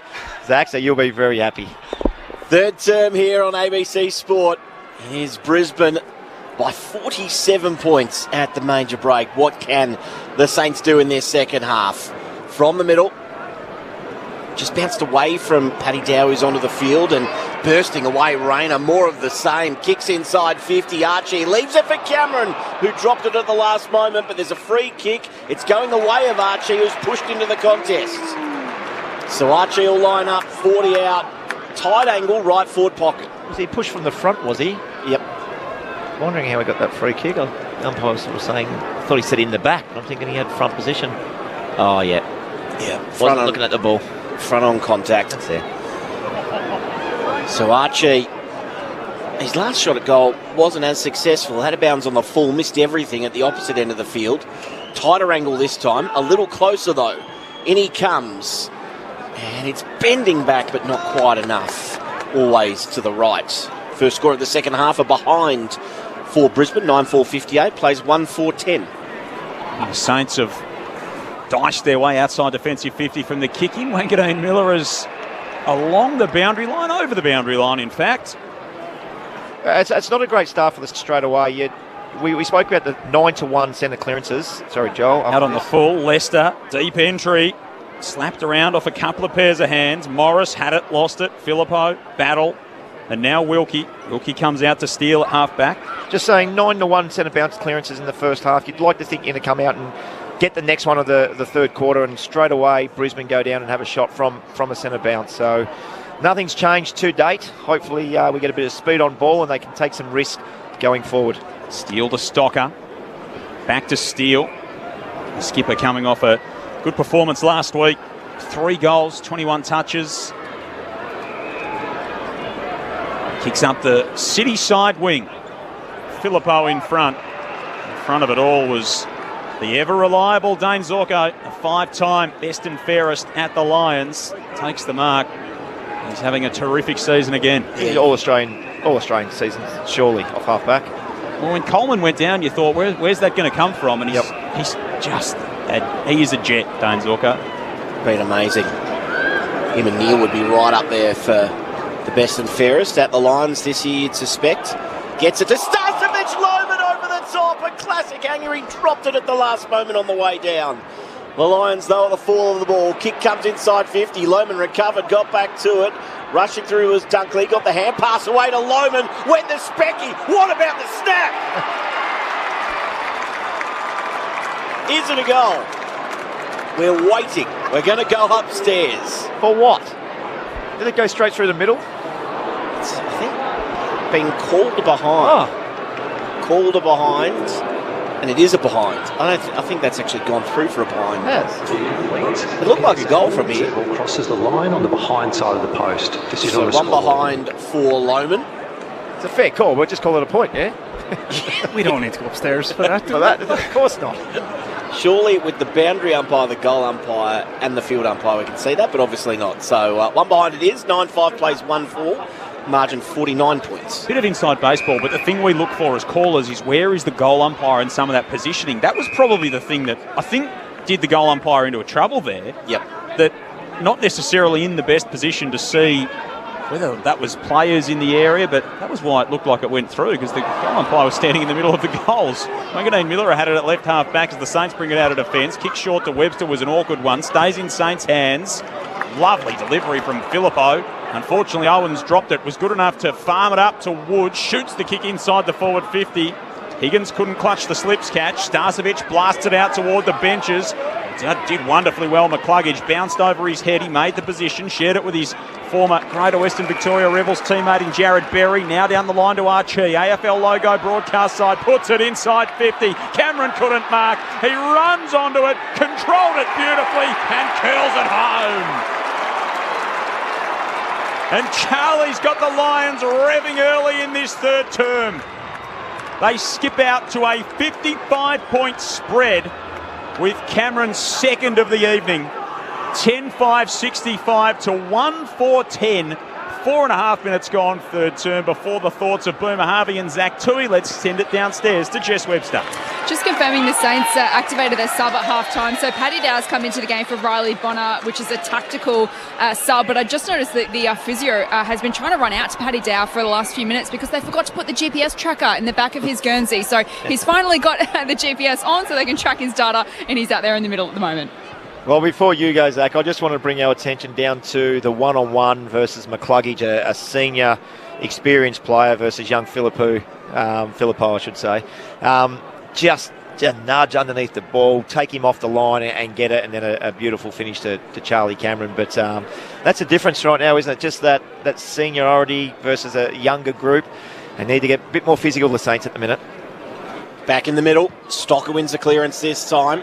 A barrel floating forward, but Starcevic was all over it and took a nice mark, uncontested in the end at centre-half back. He comes out wide to Archie against Wanganeen Miller, who makes a good spoil, tries to mop up, but the boundary line beats him before he can gather the ball. Ball then to take place on centre wing. So St Kilda haven't kicked a goal since the 13-minute mark of the opening term. Just one for the afternoon so far. Third quarter, 6 minutes old. Ball spinning back into play. Marshall got beyond him. Steele ran through the stoppage. Missed the target with the hand pass, though. Allowed Neil in. Hand pass to Berry. Whistle goes. Advantage played. Berry kicks inside 50. Danaher will swallow this. And Big Joe takes the mark. 35 out. 45-degree angle to the right. It's a loaded question, clearly, but whose forward line would you rather be playing in? The ball is moving so fast. Danaher gets a one-on-one with his opponent facing the other way. The going into St Kilda, the ball dribbling along the ground. It's chalk and cheese at the minute. 3 so far for Joe Danaher this afternoon. He's got 42 for the season, and he hits that perfectly. He's in good goal-kicking form. 11-5, 71 the Lions, 1-4-10 the Saints. And this margin is getting a little ugly. 6.5 minutes, 7 minutes now into the third term. Well, it's business as usual. They've carried on their form from the first half. There was long periods in the first half where the game was a bit of an arm wrestle, where St Kilda at the very least stunted momentum. Right now, they're just winning everything. They're winning the clearances, they're winning all the really key statistical areas, and they're winning those one-on-ones that you talked about, Boomer. They're just...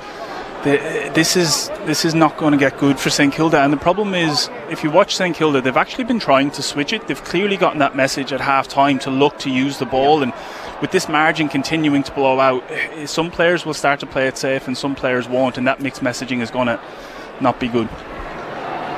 Thoughts of Premiership cat Zach Tui with you on ABC Sport alongside Boomer Harvey. Back in round 7, the Saints lost to the Bulldogs by 10 goals. It's their biggest defeat of the season. And they trail by 1 point more than that here early in this third term. Slapped forward by McInerney. McLennan held it up. Jones to Sinclair, who drives it up toward half forward, but Starcevic, who's played a solid hand in defence for the Lions, comes short diagonally to Berry. Out wide to McCluggage. Just a joy to watch this man go about his business. Incredibly smooth mover is Hugh McCluggage. He's corralled by Stocker. Comes out wide. Fletcher's got the footy. Spins it at his hands before he loads up inside the forward 50, and standing in front with strength is Rayner. It is all coming up Brisbane at the moment, and Rayner will go back from 45 out after taking a powerful mark inside the 50. On an experienced player too in Sinclair. He just did that easy.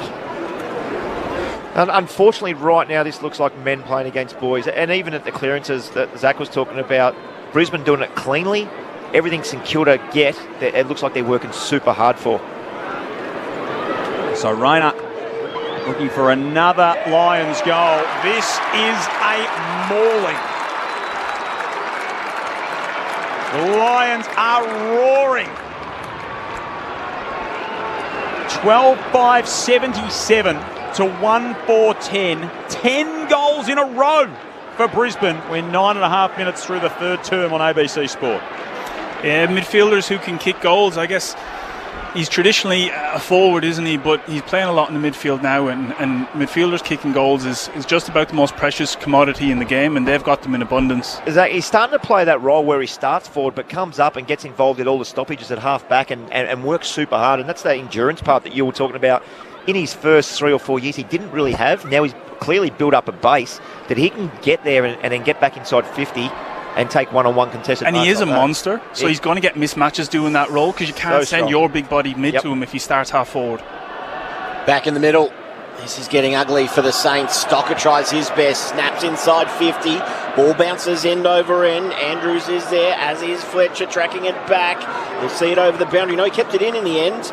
Almost a turnover. Wood left it for Steele, who came through. Got it to Wilson, top of the square. No mark taken.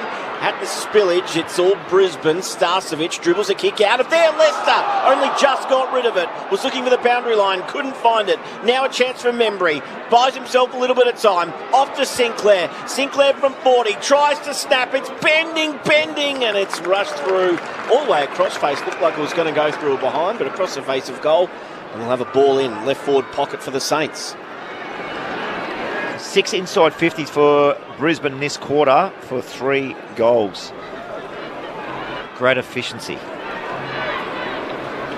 Saints' only goal of the game came in the 13th minute of the opening term through Tim Membry. They're camped inside forward 50 here. Fletcher gets his kick away, dribbles out to centre half back. Rayner with power, bustles his way through. Handball to Dunkley, stolen it from him by Hill.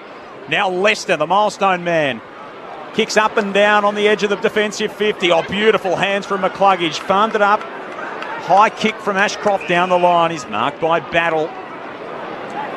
In the centre of Docklands. Swings the kick wide to Hill. Turns infield and arches the back. Runs to the front point of the square. Drops it inside the 50 to Filippo, who rises and extends.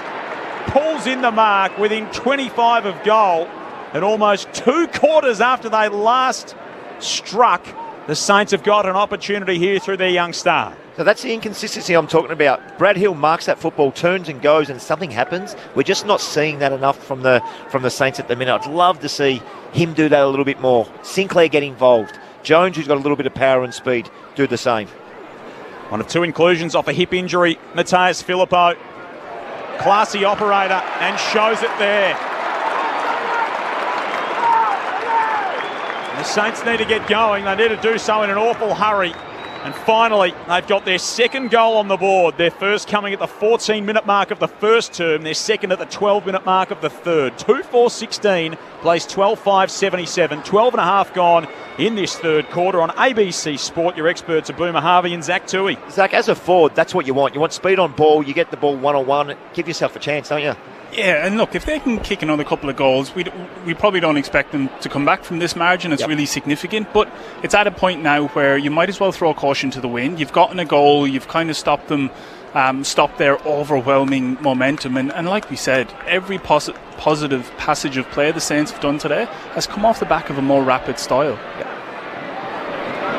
So it was a long time between goals for the Saints. Can they string two in a row? Poor bounce by the umpire. That'll be recalled. Ashcroft hands it back to him. GWS over Hawthorn earlier today, and Essendon narrowly at the MCG by a point over Fremantle. Another clearance here for the Lions. McCluggage out wide to Bailey, who takes the mark. Ashcroft's running into space. He's ignored. And Bailey now can go from centre wing. Looks for Archie. Lohman drifting in front. Couldn't get there. Archie tries to rove. Got the hand pass away, although missed the target. Wilson in there. Off to Filippo for the Saints. He pulls the trigger towards the wing, and Andrews takes a lovely intercept mark. Stationed in front of Sharman. Defensively, he goes to Brain, who goes to centre-half back. Mark taken by Pryor, who can swing onto that left, and he switches play to the outer side. It's well done by Webster to affect the spoil, but at the fall of the ball, it's all Lions. Fletcher inside 50. Archie's out the back, all on his own in the forward pocket. He takes the mark and should kick another for Brisbane. It was strange how St Kilda was set up there. They were 15 metres in front of Archie, and it wasn't a 60-metre kicker, and it was only a 40-metre chip, so very strange. So Archie has 1 goal won this afternoon, and 1 out of bounds on the full. This time he lines up, 25 out, left forward pocket, and goals. The immediate reply for the Lions. It is their 13th of the afternoon. 13-5-83, plays 2-4-16. Your experts on ABC Sport this afternoon, Zach Toohey and Boomer Harvey. He's reinvented himself as a crafty forward, hasn't he? He's played off half back a little bit on the wing for him, but now he's he can go forward, and he can have 3 or 4 shots in a game. He's good overhead. He's good on the ground. He's got a lot of courage. He's going well. Yeah, I was going to make that point. I've played on him on the wing quite a bit over the last couple of seasons, and he's extremely strong, and he is excellent overhead. He's much better overhead than you might expect. So it's a 67-point margin to the Lions at Docklands. As we welcome our listeners joining us in Victoria and WA here to Docklands, where the Lions are doing a number on St Kilda. 13-5-83 to 2-4-16. Joel Peterson and Andrew Mays calling it for you. Zach Toohey and Boomer Harvey, your experts. Jess Webster is on the boundary. There was a slow start for the Saints. The Lions kicked 4 goals to 1 in the opening term. They kicked 5 goals to none in the second term. So far in this third, they've got 4 goals to 1 as well. 4 of those goals to Joe Danaher, 3 to Cam Rayner, 2 to Charlie Cameron. They've been lining up for the Lions. The only goals to Membry and to Filippo for the Saints, who have activated their sub. Paddy Dow came into the game at half-time. He's just kicked the ball inside forward 50. Bryony Bonner was a tactical change to go out of the game. We're deep inside the forward 50 here for the Saints. Dow takes it. Handball off to Owens. Around the body. Kicks to full forward. It's taken by Leicester. It's like nobody wants to take responsibility for the Saints. Every time they get the ball and they're 30 out, there's an extra handball that they don't need. If your shoulders are out facing goal, you've got all the time in the world to have a shot on goal. Well, Rayner's kick's a bit dodgy. Lands in the lap of Battle. Runs to 52. Unloads. Josh Battle misses. Minor score. It's a 66-point spread. For our listeners who've just joined us, Zach, this game in a nutshell so far, what have you seen over 3.5 quarters? Well, we've got a Brisbane team who are playing like the best team in the league at the minute. I think most people think they're the informed team, and a St Kilda's style that is just kind of playing into the Brisbane strengths. It's slow and methodical, which Brisbane like, and then they're hitting them on the counter at extreme speed. Lohman wins it at ground level at half-back, although then turned the ball over, went back to mop up his own mess, did extremely well. Ashcroft there as well. And Ashcroft sees it out for a boundary throw-in. So they've worked this to left half-back, the Lions. Probably the first play in recent memory where they haven't been able to get that zip off half-back. Ball to be thrown back into play in between wing and half-forward for the Saints. Smith reaches over the top and then did his own roving. High kick. It'll land just inside the centre square. Lohman has a punch in the end. Rayner strong in the tackle again. Got it back to Lohman. Arms free. Although he didn't have any time to get rid of it. Umpire says he'll have it. We're almost in the middle of the Docklands here under the roof. We've played 18 minutes third term. It is a 13-5-83 the Lions. 2-5-17. The Saints, 66 points the margin. Saints haven't lost by more than 60 so far this year. Ashcroft shares it with Archie in the middle for Brisbane. Kicks inside the forward 50 as Ashcroft through the hands of Webster. And Cameron lays the tackle on Wilkie to lock things up. A couple of All-Australians going head-to-head in Wilkie and Cameron in that contest. Marshall works his way to the front of Danaher for the Saints. Dow gave it up to Webster. Clearing kick, spirals down the broadcast side wing. Membry got a fist to it. Zorko slid past the footy in the end and Membry picked it up. Loops the handball to Jones for the Saints. Through the centre circles, back to Membry. Higgins is just bursting, charging inside forward 50. Oh, the kick almost got to him, but Starcevic went back with courage. Got a hand in there. Stays in Saints' hands though. Jones now to Membry. Lovely delivery into the pocket. Finds Sharman, who's 35 from goal, maybe 15 in from the boundary in the right forward pocket. That's better play. Just get the ball to the spare. Sitting out there. I was just having a look at the stats of the tackles inside 50. I thought Brisbane would have been all over them, but it's 8-7 St Kilda's way, which is a little bit surprising to be honest. Best game of Cooper Sharman's young career. Last week, 10 coaches' votes, 3 goals, 21 disposals, 5 marks inside forward 50. Might have finally cemented his spot in the team. He misses on that occasion though, just shoots his kick away to the left-hand side across the face. That margin is 65 points the way of the Lions. 19.5 gone, third term on ABC Sports. Fletcher receives the kick out, off to the running Wilmot. Now it's up to the wing with a long kick. At the back, Archie trying to run onto it, keeps it in front of himself. Boundary line's his friend with a couple of Saints for company. He sees it over in between wing and half forward for the Lions. Is that contested possession? 61 St Kilda, 97 to Brisbane. It's playing out that way, isn't it? It's a lot. 36 in just over a half of football. Brisbane by 65. Marshall, hand pass was okay in the end. A Stocker who gave it up. Coming the other way, Neil pushed off it. It's out of bounds on the full. He's landed awkwardly there, Lockie Neal. Might have just taken the wind out of himself. Chip over the top is okay to Steele, who played on immediately. And then his kick travelled all of about 8 metres to Sinclair, who's called to play on. So he fires it longer still. And Marshall takes the mark at right half forward for St Kilda. Just in front of Smith. Marshall's 2 kicks from home. Goes a long way back behind the mark as well. He whips the kick infield looking for battle. It's charged down by Archie. Danaher comes up to provide support. Got the handball away as he was rolled in the tackle. Rayner just cruises through. Evades a couple. Kicks inside the forward 50. Neil, 2 hands to it. Can't mark. Stocker almost sat on him trying to claim the football. Eventually works it free for the Saints. Marshall to Dow. Dow kicks up the line. Membry hitting up on the wing. Good mark. Is he going to be marched forward? He's not. Wilmot's just told to go back behind the mark, and Membry will take his kick from right on halfway for the Saints. So Membry pausing on this one for a moment. And a high kick. It'll land at 50. Big punch from Andrews. Cleared everything. Dow onto it for the Saints. Saw a player out wide. Long handball, eventually got to Steele, off to Sinclair inside 50, good pass. Caminiti takes the mark and points to the man on the mark. And he'll fire from probably just inside 50. Hasn't had too much clean ball, has he? Caminiti coming his way would be happy with an uncontested mark and a set shot on goal, because he hasn't had a good look at it today. Yeah, he and Sharman haven't seen much of the footy inside 50 this afternoon. 4 touches for Caminiti. Just his second mark. Starts his approach from 60. Kicks from 48. Lays into that one pretty well. Saints fan loved it off the boot. And they have their third of the afternoon. So they've just stayed in this quarter when it threatened to get really ugly. 3-6-24 placed 13-5-83, 22 played third term on ABC Sport. Nice finish from a big guy, isn't it? Yeah, we saw the Rowan Marshall kick up on the far wing inboard was probably, I mean, we want them to play a little bit more risky and take, more chances. That's maybe right on the edge, but I think it shows the intent. Now, it's possible you dial it up too much when you're chasing a game. Where they need to be is probably somewhere between what we saw in the first half and those type of kicks, but it shows the intent. I've no doubt that was the message they were given at half-time. It hasn't paid dividends just yet, but they're clearly trying to move it in a faster, more offensive way, and I think this is the way forward for them. They just got to stick with it.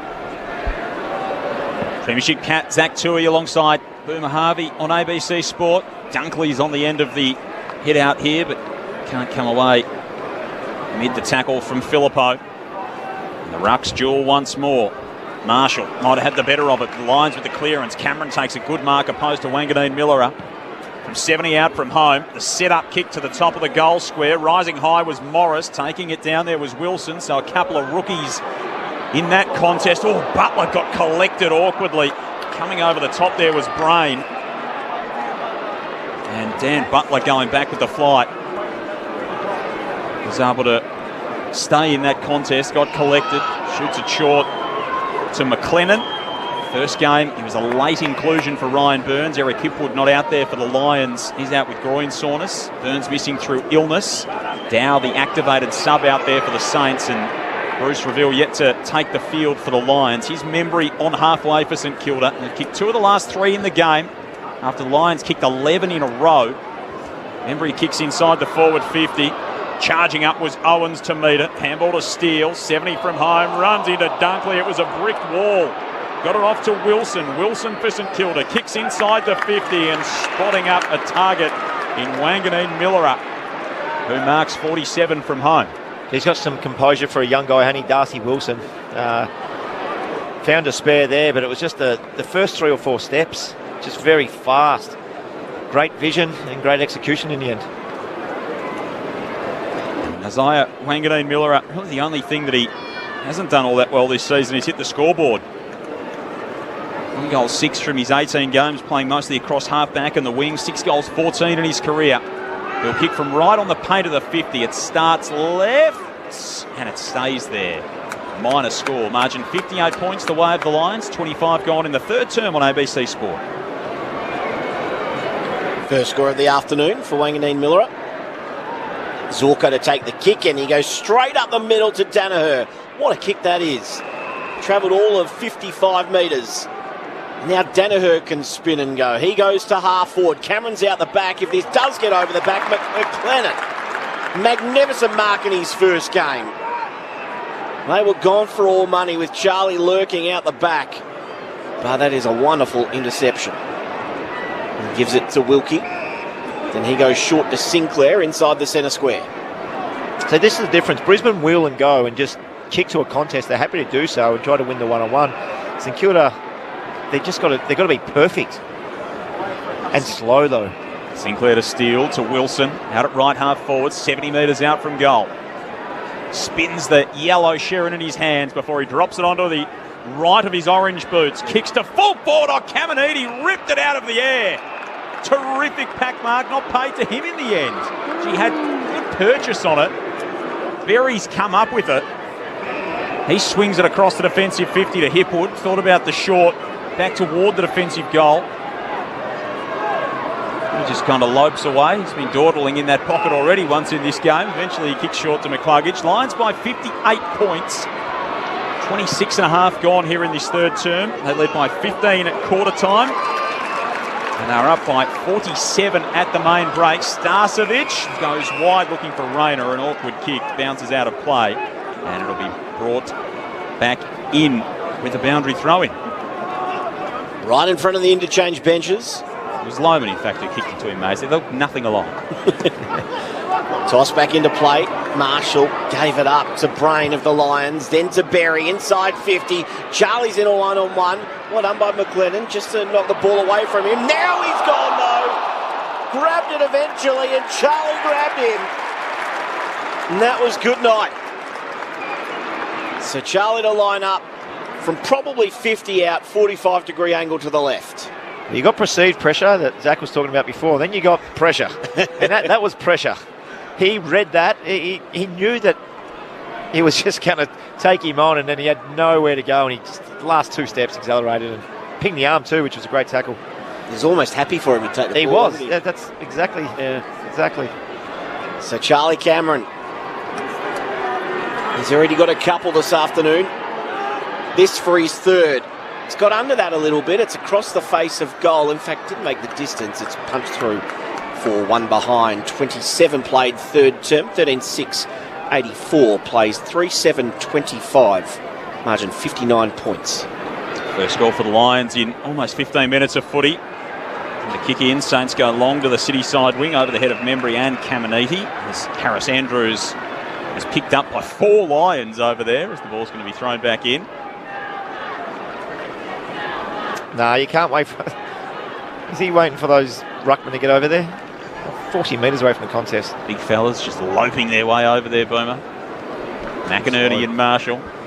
Marshall, the left hand, controls it down into the inside of the stoppage. Nice kick from Filippo, sharing it through the middle of the ground with Hill, who's off and running. He's got the shotgun runner in Sinclair. Handball looped over the top to left half forward to Mason Wood. Gets onto his favoured left boot. An angled kick toward the top of the goal square. In from the side, almost Owens. Just couldn't control it in the end. Wilmot's there for the Lions. Deep in defence. Andrews, tackled by Marshall. And we'll have a ball up top of the goal square for Brisbane. Marshall gets to his feet very slowly, as does Harris Andrews. Eventually, ball finds its way back to the umpire. Tosses it up at the top of the square.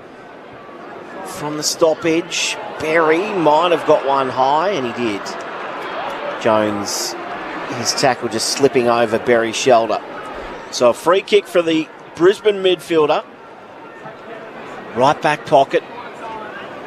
He'll kick as far as he can out of the danger zone, and must have got a call from the bench. He was happy enough just to soak up some time on the clock.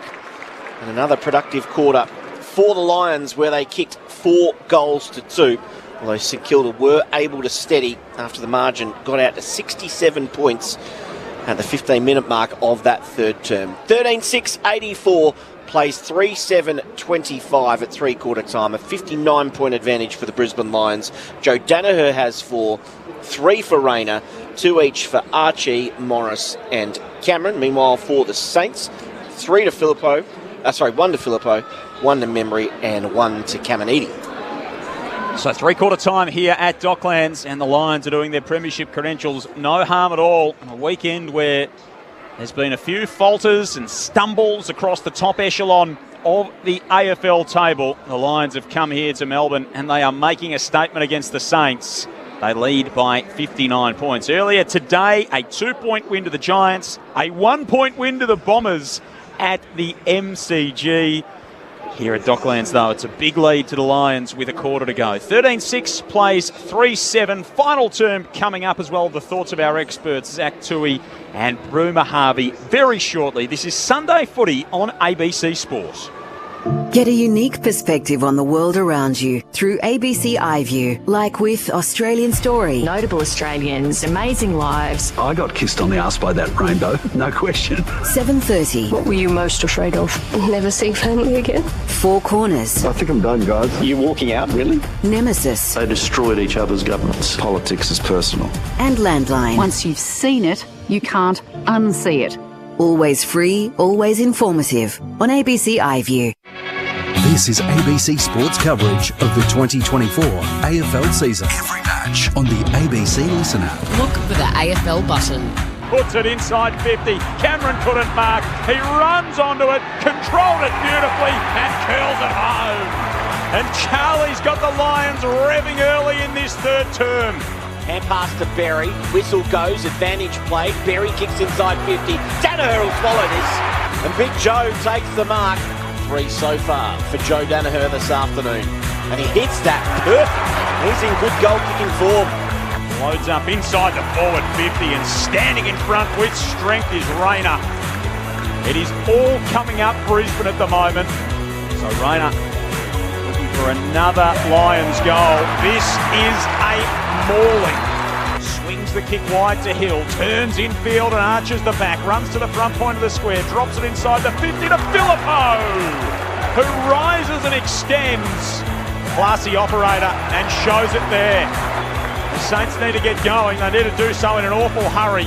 Well done by Webster to affect the spoil, but at the fall of the ball, it's all Lions. Fletcher inside 50. Archie's out the back, all on his own in the forward pocket. He takes the mark and should kick another for Brisbane. This time he lines up. 25 out, left forward pocket and goals. The immediate reply for the Lions. The 2024 AFL Premiership season. On your radio. ABC Sport Digital. And on the ABC Listen app. 59-point Brisbane lead with a quarter to go here at Docklands. It's been a dominant performance from the new Premiership favourites so far. 13-6, 84 to 3-7, 25 on a weekend when many have faltered. The Lions have not put a foot wrong so far in this ball game, and they are doing it nicely through three quarters. Joel Peterson and Andrew Mays with you. Zach Toohey and Boomer Harvey, your experts. Jess Webster is on the boundary for us. The sub has been made for St Kilda. It was made at halftime. Paddy Dow into the game for Riley Bonner, and Bruce Reville still awaiting his chance to get going in this game. In the National Rugby League today, the Bulldogs 22 defeated the Raiders 18. The Panthers 22 defeated the Knights 14. So the winning equation in the NRL today, just score 22 points and you'll get the job done and bank a couple of premiership points with it, with 4 weeks to go or 5 weeks to go in the National Rugby League season. In round 21 of the AFL, our Sunday winners, GWS and Essendon. Of course, another thriller last night at the MCG, Carlton Collingwood, and a not-so-thriller as Port Adelaide demolished Sydney by 112 points. We're with you till about 8 o'clock Eastern time, 6 o'clock Western time this evening. 0437 774 774 if you want to ask a question of Boomer or Zach in the aftermath of this one. Gentlemen, three-quarter time. It's all the Lions, even though the Saints did do a bit more scoring in that third term, Boomer. They didn't do enough of it. No, they didn't, and I'm hoping there is some callers or some text messages, because we're going to need some to get through a little bit of a post-match, because I'm not sure we can talk about the Saints for too long. And just off air, Zach and I were talking, and the two contrasting styles there, just Brisbane are happy to turn. You know, Danaher gets a mark from a kick out, turns and just goes. He knows he's got Cameron and Archie, and if it goes to grass, it goes to grass. That's okay. Cameron marks the ball 70, 80 out, just turns and goes, and knows that he's got Danaher and the like. So St Kilda, Zach, they just look like it's, and use the word methodical all the time around them. It just looks like everything's got to be perfect, and you can't do that for the whole game. It can't be perfect for the whole game. Yeah, and the benefit of this kind of longer, faster style is that you clear a lot of numbers. If they do intercept it, they still have to come back through everybody because you've gone so quickly. So it's not quite as risky as it sometimes seems, this quick style. They've had a couple of multiple goal scorers in this game. Brisbane, Danaher's got 4, Cam Rayner's got 2, Morris has got 2, Callum Archie's got 2, Charlie Cameron's got 2 to three-quarter time, but Jess Webster, he won't be adding to that.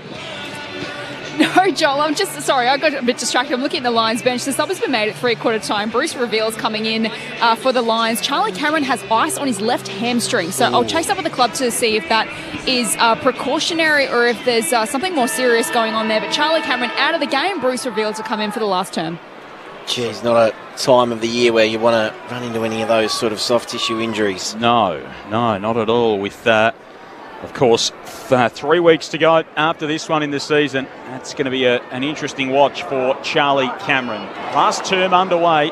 Lions with the clearance again. Wilmot, long inside forward 50, through the hands of Archie. Hill from right half back, drives it down the line. Caminiti stretches, can't mark. Andrews there as well. Caminiti kept it moving at ground level. AFL logo broadcast side, they drag it in. Not coming away is Wangadane Miller, who will have a ball up. Jess downstairs. I am told by the club that it is just precautionary ice on that left hammy for Charlie Cameron, so Lions fans can breathe a sigh of relief, including myself down here. That is good news for all Lions fans. Filippo with the clearance. Going hard was Caminiti. Fell straight on his back as well. Quick clearing kick for the Lions up to half forward, but Battle's there to hand it to Stocker. Now to Hill. And back to Battle, who's got a bit of time at right half back. He lays his slipper into it over halfway. Big fly from Andrews, and he takes the juggling mark through the pack. Lovely defensive mark from the Brisbane skipper. Short pass is good too to find Fletcher. Ashcroft offers a wide lead, but as most Lions do, midfield, looking centrally, is the preference. And he goes to McInerney. Couldn't take the mark. Rayner, got his arms free. Off to Ashcroft. Hand pass to Dunkley. Snap from 50. Didn't get all of it. It'll bounce in the forward pocket. In fact, it bounces backwards straight to Archie, who couldn't gather the bouncing ball. Sinclair, enough pressure to force it over for a boundary throw in next to the right behind post. They're strong, the Brisbane Lions. They look like they fired off tackles really well. They're happy to go straight for the fend if they don't get the clear fend. Like we've seen Rayner in that first quarter, where they just shrug the hips and really get their hands free. Ball tossed back in right forward pocket. McInerney, little deft touch. Neal's hands were brilliant to Dunkley, to Reveal on the right boot. Bruce!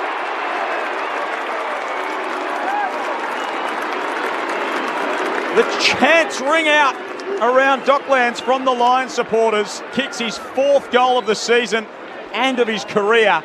And an instant impact with his first disposal. Bruce Reveal hits the scoreboard. 14-6-90 to 3-7-25. 2 gone, final term, and there should be more footballers named Bruce.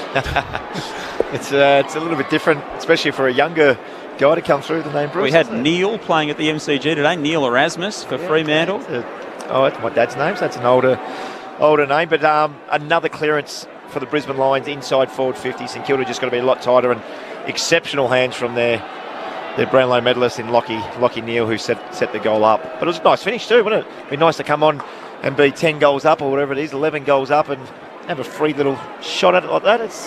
You're just going out to enjoy yourself. That's the it's like coming in at about 1 for 400 in a test match. Cricket.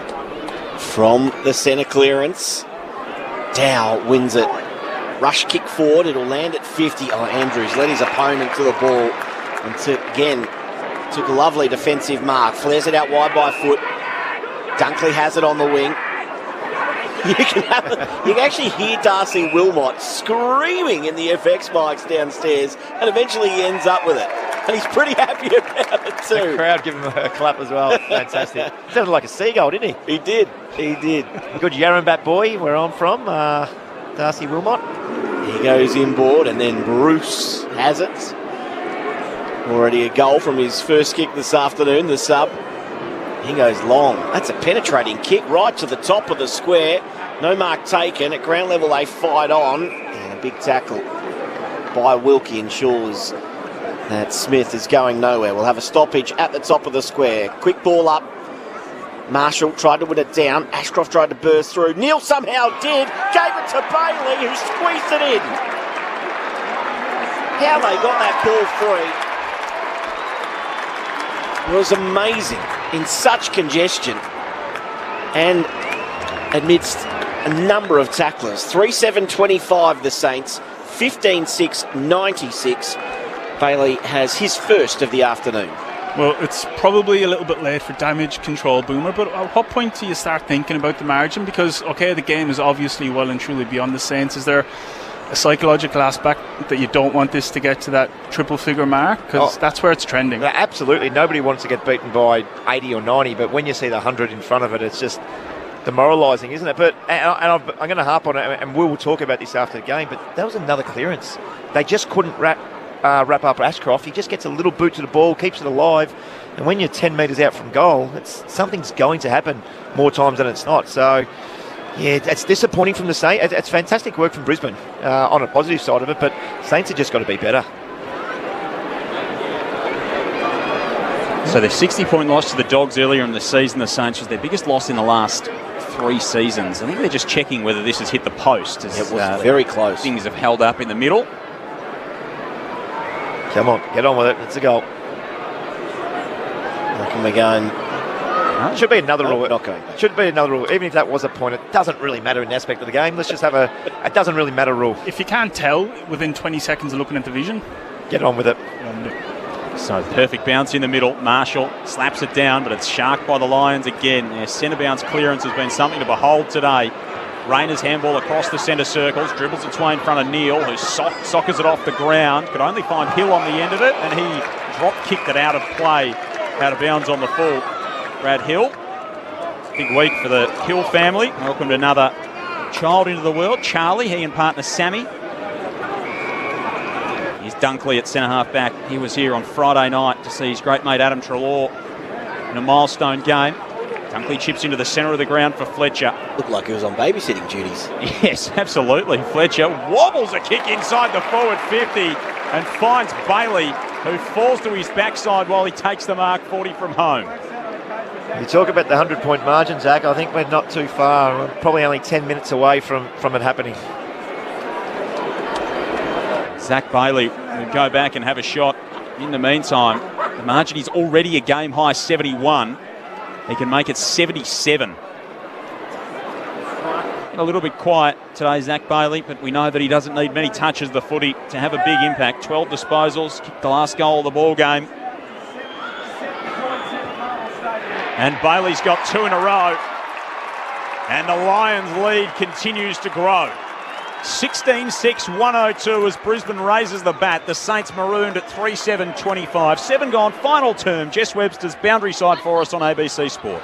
Joel, you mentioned Josh Dunkley there on Friday night supporting as Treloar. I did spot Treloar a few moments ago actually in the stand. So he's returning the favour and supporting his great mate here this afternoon, which is great. Looks like a good weekend for both of their teams as well. So Bailey with a couple now. The Lions lead out to a game-high 77 points. Not that percentage will be important because, of course, they've got the half game, the Lions, but they're within 1.2% of Sydney now, so up to 124.9 the Lions. Because they've got 54 points, the Swans 56 on top of the table, and then the chasing pack, including Port Adelaide, the Giants and the Cats, are all on 52. Back in the middle, McInerney won it down only as far as Dowlow, off to Filippo by hand, kicks inside 50, it's a bit of a floater. Membry turns spoiler in the end at ground level. Lions get to work. Reville's taken off it, stripped. Umpire wave play on. Jones, handball out wide to Filippo, who went one way then the other, tries to cut back inside, forced onto his right. Clean hands by Sinclair. That was a hard ball to gather. Gave it off to Steele, who snapped inside 50. Wood took a great contested mark, drifting in the front of the pack. That was a good mark, wasn't it? Strong. He didn't know what was behind him. And Mason Wood takes a lovely mark late in this one. Have they swung him forward, or is he still on the wing? I think he might have been forward then. So a quieter afternoon for Mason Wood. 10 disposals, hasn't hit the scoreboard as of yet. He's on a 45-degree angle to the left. 40 out from goal. He kicks. Hits across the face for one behind. Margin back to 76 in favour of the Lions. 9 minutes gone, fourth term. Zorko into Wilmot. A couple of prodigious kicks of the football. Wilmot comes out toward the broadcast side. Morris shoved under it by Battle. Hugh McCluggage bounces up off the treatment mat on the boundary, waiting for his turn to come back into the action. Ball will be thrown in beneath us here in the ABC Sport commentary box. Joel Peterson, Andrew Mays calling it for you.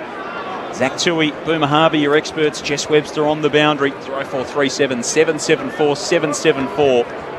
We're with you for another hour plus, so plenty of post-match wrap-up in the aftermath of round 21. Another clearance for the Lions. They've racked them up all day. Bailey to Dunkley to Neal. Now to Zorko. Zorko whips his kick across the middle of the ground. A scything ball found its way to Brain off hands. He chips it forward to Fletcher. Fletcher's 80 from goal. Offloads to Wilmot cruising past. Pokes his kick inside the forward 50. Lovely gather from the big man Smith around the corner to Berry. He tumbles at goal. It almost bounced over the head of Battle. Howard on the last line for the Saints. Now Dow. In the first game of McLennan's got her in the back pocket. Almost a turnover. Bailey got a hand to that kick. Doesn't quite exit the defensive 50. Ashcroft, Bailey. Neat hand pass to McCluggage. Left forward pocket. Arches the back. Twists. Turns. Handball back in field. Somehow found its way back to Bailey. Still 45 out from the Lions goal. Centering kick from Zach Bailey. Reaching up, trying to get a hand to it. His target couldn't quite. Dunkley was there. Fletcher. Danaher for 5. Joe hits the post. That was just... that was like a training drill. They've had 15, 20 handballs just then in a 10-second, 20-second passage of play in their forward 50 with very, very little, only one tackle nearly held. Howard goes long from the kick in. Sharman has it punched away from him. Bailey roved. Hand pass to Berry. Hand pass to Morris, who fed it back then to Zorko. Pokes it into the forward pocket, but over the head of Smith. Mark taken by Battle. Battle thought about switching play across the face of goal. He's caught in two minds. Ended up to was forced to kick quickly in the end. Caminiti arrives for some support at half-back. Hand pass comes the way of Jones. Now to Filippo. Onto his right boot. The disposal is good. He finds Wood. Wood can kick inside 50, and that's lovely delivery. And he finds Tim Membry, who's 40 from goal. 10 metres inside the boundary, right forward pocket. Go back, take responsibility. You're a key forward. Mark the ball 40 out from goal. So Tim Membry, who has 1 goal, 1 for the afternoon from limited opportunities. Tight kick, but not beyond him. He'll kick from just inside 50. Starts his approach from outside the boundary line. Kicks from 47, lays into it nicely. Does it hold its line? Not quite. And it's through for one behind. Across the face of goal. Good effort though. 3-9-27 the Saints. Yeah, there's a little bit of speed on that ball too. A transition from the defensive 50. 1, 2, 3 handballs. A couple of nice kicks on the 45 and then a long one with no danger in it. Neat delivery from Wilmot on the outside of the right boot to Jared Berry. And pulls it in. That's a kick in that'd make Zach Tui, part of our broadcast team this afternoon, pretty proud. He's Berry down the line. Dunkley backing back, 2 hands to it, almost pulled it in. Leicester's there, game 200 for him this afternoon. Wangadine Miller has handball straight to Danaher, away to Ashcroft. Handball infield, Bailey, Leicester, Wilmot, they are lining up. Wilmot up to McCluggage, strides through the 50 and goes whack!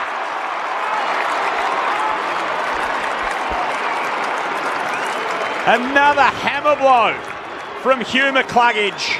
His first of the afternoon. Brisbane's 17th.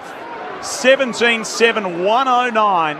Plays 3-9-27. The margin a game high 82 points at the 14-minute mark of the fourth. Well, Zach, there's 3 ways to score in football. From turnover, from stoppage and from point kick-ins. But they're very rare. That's only like 5 or 6%, I think it is, and that one was a full transition from full back to St Kilda not even touching the football. Yeah, it's a powerful performance from Brisbane. We've talked a little bit about St Kilda and how they've contributed to this result, but we shouldn't take away from Brisbane because they look clean, they look skillful, and we talked a bit about the breaking tackles and the speed. So right now they just look like a seasoned team who's peaking exactly when you want to be peaking. Back in the middle, Marshall reached over the top. Dow came away with it. Hand pass missed the target though. Rayner tracking it back. Receives the handball from Smith and then fires into the middle. McCluggage was crunched from behind. Not enough time to get rid of the handball there, and he was really crunched. He's struggling a little bit. Wind might have been taken out of him in that one. Hands the ball back to the umpire. Tossed up immediately. Marshall off to McCluggage, who's then pulled to the ground again. Just got his kick away. Reville takes the mark. And he can turn and go inside the centre circles. Lovely kick as well to Danaher on the lead. Open forward line. But that was a beautiful pass. It's the open. That was amazing. Maisie called it fantastic. The open forward line. Go wherever you want, Joe. Lead to the left side. We'll put it to the left side with nobody coming at you, nobody coming near. And Dougal, who was it? Who was the defender then? Howard, was it? Yep. Yeah, he could. Yeah, no hope.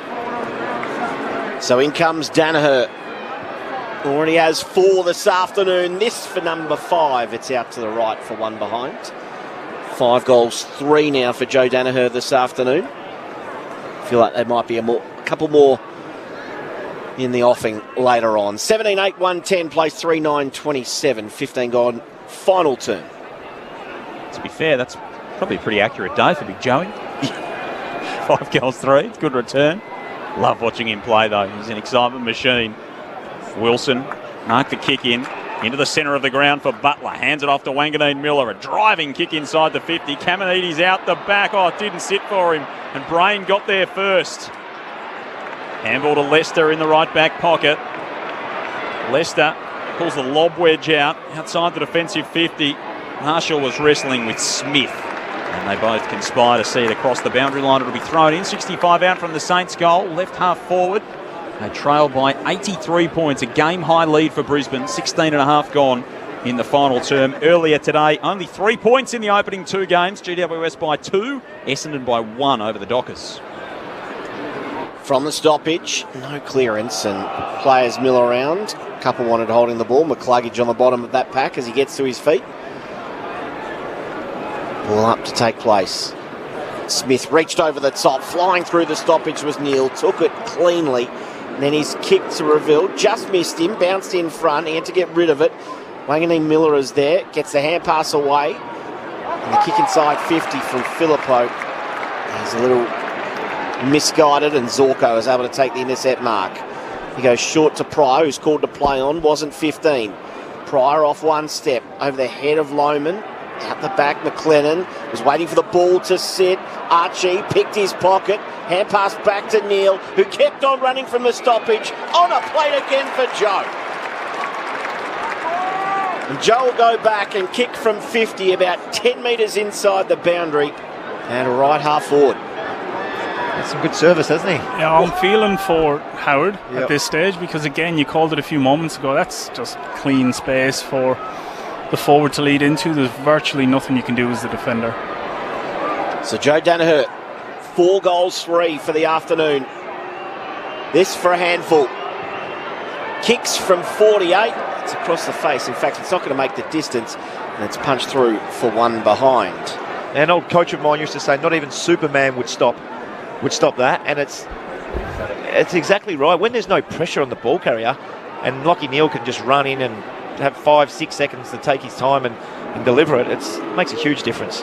Saints bring it back into half-back, but Lions get their hands on it once more. Neale wraps up Filippo and a ball up. Front point of the square for the Lions. 18 and a half gone, final term. It's been a masterclass this afternoon from the grand finalists of 2023. And Jones has been caught holding the ball. He roars in frustration as he sits on the ground. McCluggage wheels away, kicks to the pocket looking for Archie, who stretches but could only get one hand to it. It floated over the chalk anyhow. And it'll be brought back in with some interest. Up to Owens, who marks at left half back, playing 50 for the Next Gen Academy product of the Saints. Drops his right foot, kick down the line. Beautiful delivery as well. Membry stretches to mark just inside the chalk forward of the wing. Not much forward, so he's just got to wait. Pokes the pass short. It's okay to Wanganeen Miller. He can deliver a nice footy. He goes into the middle. Aggressive kick to the first gamer, McLennan, who takes the mark just forward of the centre circles. He kicks out wider still to Wilkie. Wilkie has it 55 from goal. A couple of Saints fans encourage him to have a shot. He's too unselfish, and gives it to Marshall, who marks a metre inside 50. Cal Wilkie with only the 1 goal in his 128 games. But it is Marshall who will line up. He can take his absolute best. Yeah, 55, 56 metres. Well, he almost played on there, looking for the pass into the forward pocket. Might have given away what he was going to do. He tried it a second time, and Jones found a little bit of space. And he does take the mark inside the forward pocket. Still a tough kick. He'll have to kick from almost outside the boundary. 45 out. He goes inboard, and Sinclair has made the running. And he goes further centrally. That's pretty well worked. Back to Marshall. Marshall takes it 40 out, slide angle to the right. The way you get your numbers up, 3 marks inside 50. A little bit late, but it is what it is. They worked that quite well from a tough situation. So Marshall will go back and try and kick his first of the afternoon. The ruckman spins the ball in his hand. He'll start his approach from about 60. Steele comes onto the field. In comes Marshall. Lays into it. It's falling off a little. It just makes the distance. And he has his first. St Kilda have 4. 4-9-33. Play 17-9, 111. And he's going to be a comfortable percentage-boosting victory for the Lions. 4 goals for the game. Zagger, that was okay. That was just chipping around and making Brisbane defend, but 4 goals is not going to win you too much games. You flagged it before the game. It was whether or not St Kilda could give their forwards enough chances to actually kick a winning score. And I mean, look, it doesn't help that you're coming up against this Brisbane outfit, which is just humming at the minute, but it's not going to get it done most weeks. If you're a St Kilda player right now, you don't have much choice except to just try and front up for the rest of the game and at the very least make it a 0-0 draw from this point onwards, but damage has well and truly been done. Such a dangerous outfit, this Brisbane team. They are looking an imposing prospect towards September. Moved into grand final favouritism after the Swans loss yesterday, and have done nothing to persuade that this afternoon. Lohman up at the stoppage got wrapped up. Saints fans wanted a free kick. Nothing coming. Marshall reaches over the top of McInerney, slaps it down toward Hill. Hand pass on the bounce to Wanganeen Miller. He hand passes to a 2-on-1. Owens made it work somehow. Terrific work. He went to ground. Hand pass taken by McCluggage. Back in Saints' hands through Steele. Now Wilson chips his kick across the centre circles. Lunging forward to mark was Wood. He's got it right on halfway.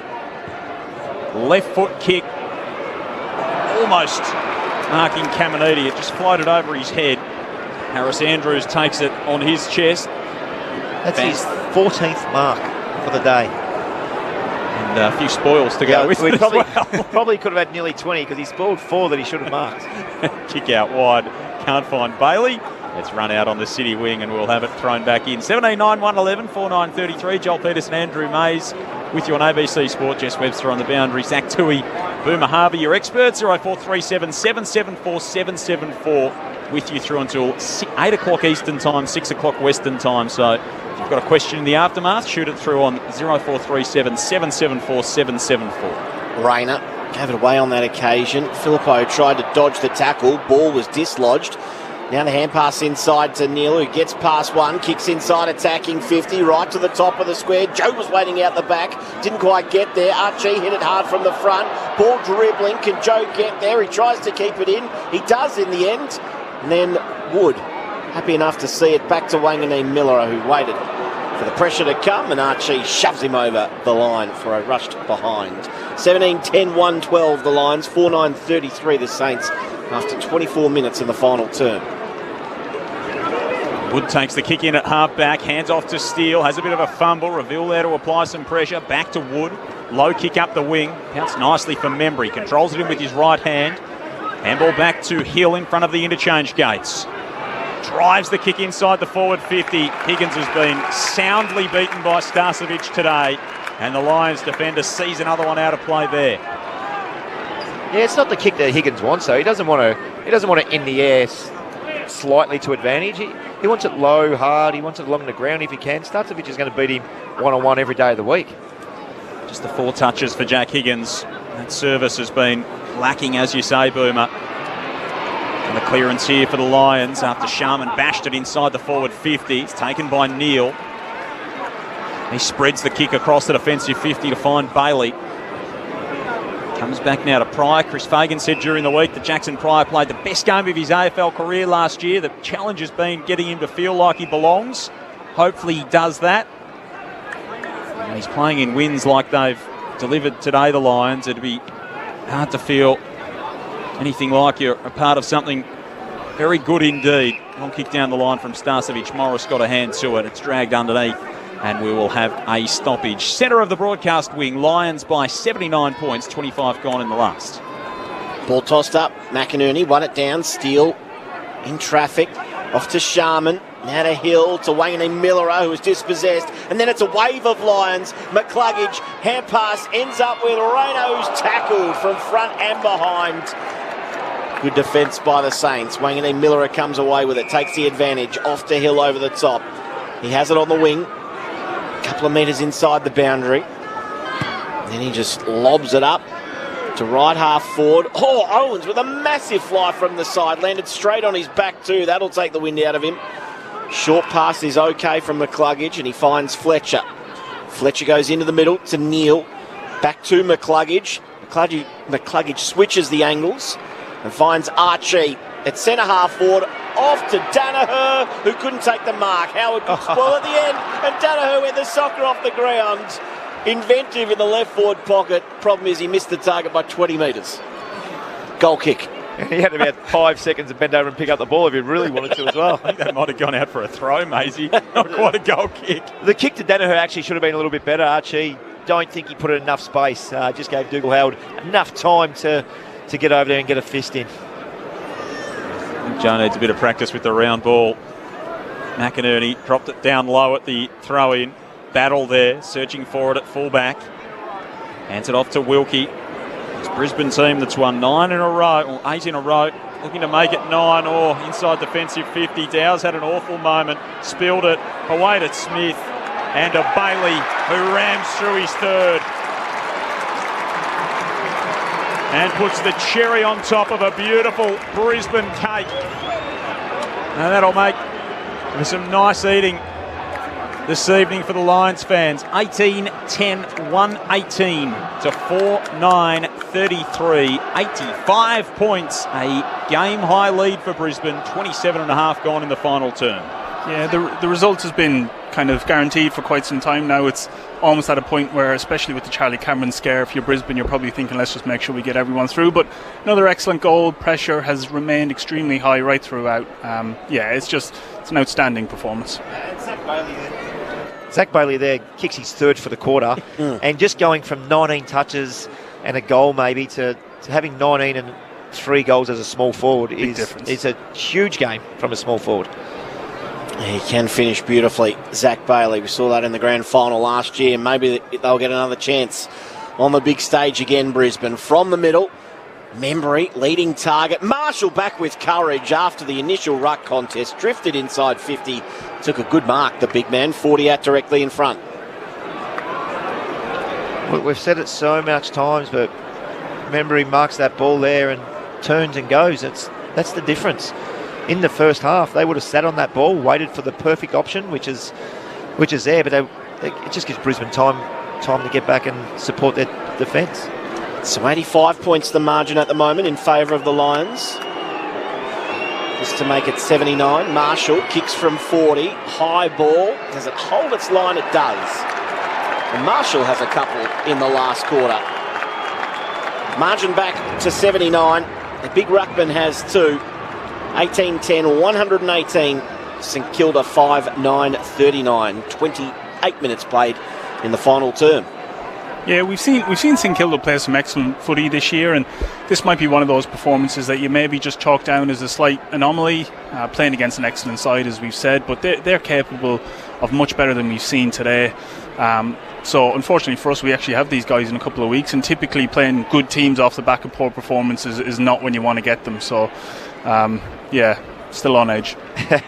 Make the trip up here for that one. The Saints have got Richmond next week, and then Geelong and Carlton to finish, so they don't leave Victoria in their run home. The Lions have got the Giants up at the Gabba. They're at Collingwood, and then they play Essendon in the final round of the home and away season. From the restart in the middle, Big Henry Smith tumbles a kick inside the forward 50 for Brisbane. Howard, Battle. Battle might have to go and fetch his own handball here. 30 out from goal. He slips over it, scooped up by Fletcher, and another for Brisbane. Jasper Fletcher adds his name to an ever-growing list of Lions goal kickers. And they just keep racking that score up. 19-10, 124 to 5-9-39. Half an hour played in the final term. Well, Battle would love to have that again when he just rushed himself. He didn't need to. That's that perceived pressure that you were talking about. Once the forwards really put pressure on you, you feel like the ball's, it's a hot potato. You've got to get it out of my hands and give it to somebody else. Unfortunately, he had so much more time. And yes, he would have done things slightly different if he had his time. But beautiful finish by Fletcher as well.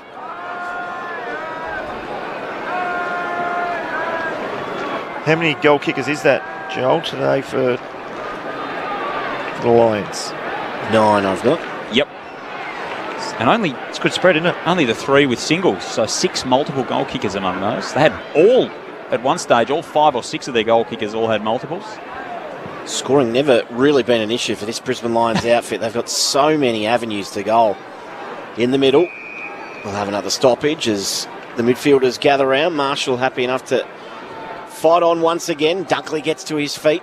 He's been busy again this afternoon. Marshall won that one down. Fletcher becomes the tackler this time. A third stoppage inside the centre circles. Good Brisbane contingent here under the roof too. So momentum is gathering. They are the hottest team in town at the moment. Sharman, he was dispossessed. Dunkley just poked a boot at it, off to Revel. And now to Berry, who wanted to have a go. Siren beat him. And it's unfortunate because he kicked it straight over the goal umpire's hat. But a big win to Brisbane. They are the benchmark in 2024.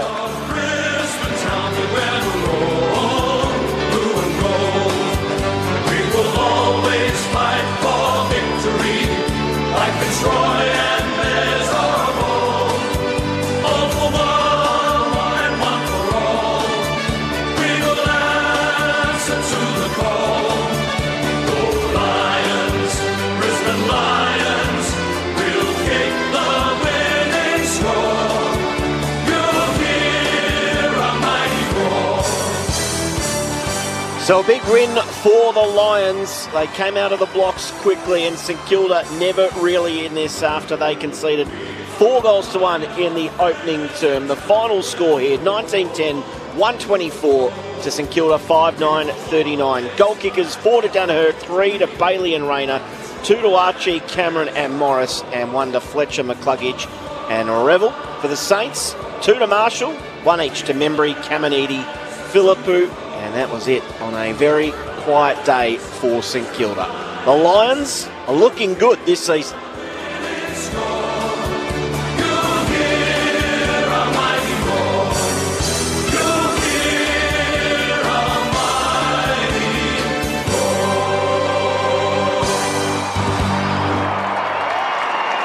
And on another weekend where a number of premiership contenders falter, Brisbane stand up and deliver.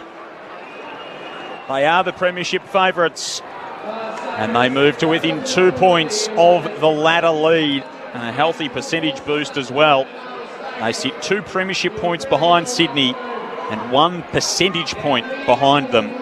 Port Adelaide, 113.6, about 11.5 percentage points behind Brisbane. So they've got the second best percentage in the competition, the Lions. They've got a 9-game winning run, and they are looking a very imposing prospect in the lead-in to September. 19-10, 124 to 5-9-39, the final score. Earlier today, the Giants by 2 over Hawthorn, Essendon by 1 over Freo. We're with you for about another 45 minutes, so we'll get some reaction from both teams if we can manage it. We'll let you take in the closing stages of both of our early games today as well. If you missed it, we'll get an Olympics update with Ben Cameron too, and we'll wrap what was a big and a rather consequential week in footy in this round 21.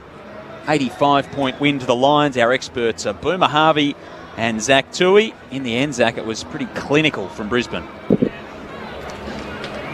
Yes, it was. It was clinical. Look, we thought coming here today, Brisbane were probably the informed team. In fact, I don't think there was a whole lot of doubt about it. The game certainly played out like that.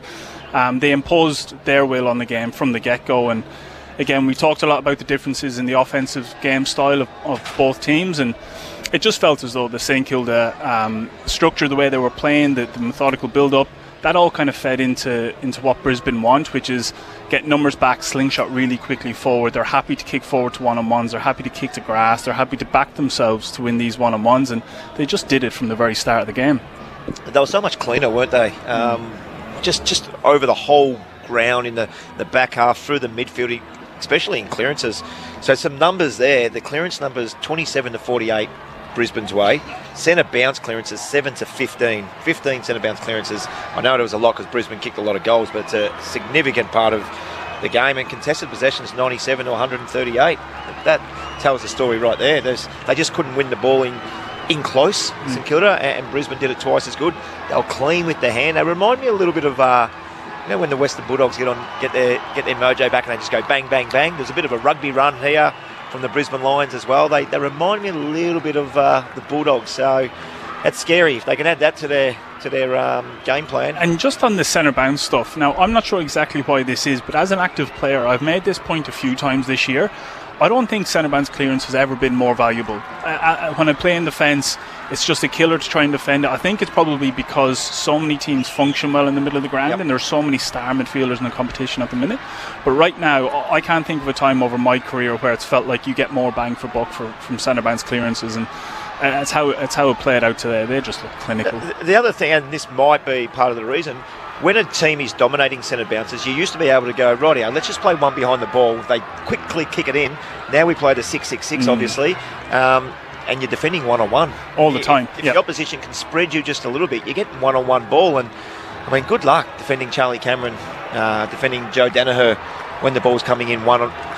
And it wasn't, Zach, it wasn't today where it was just a hit and it was a kick to the, put the ball in the boot and it's just a tumbler in. It had time and space. Lockie Neal...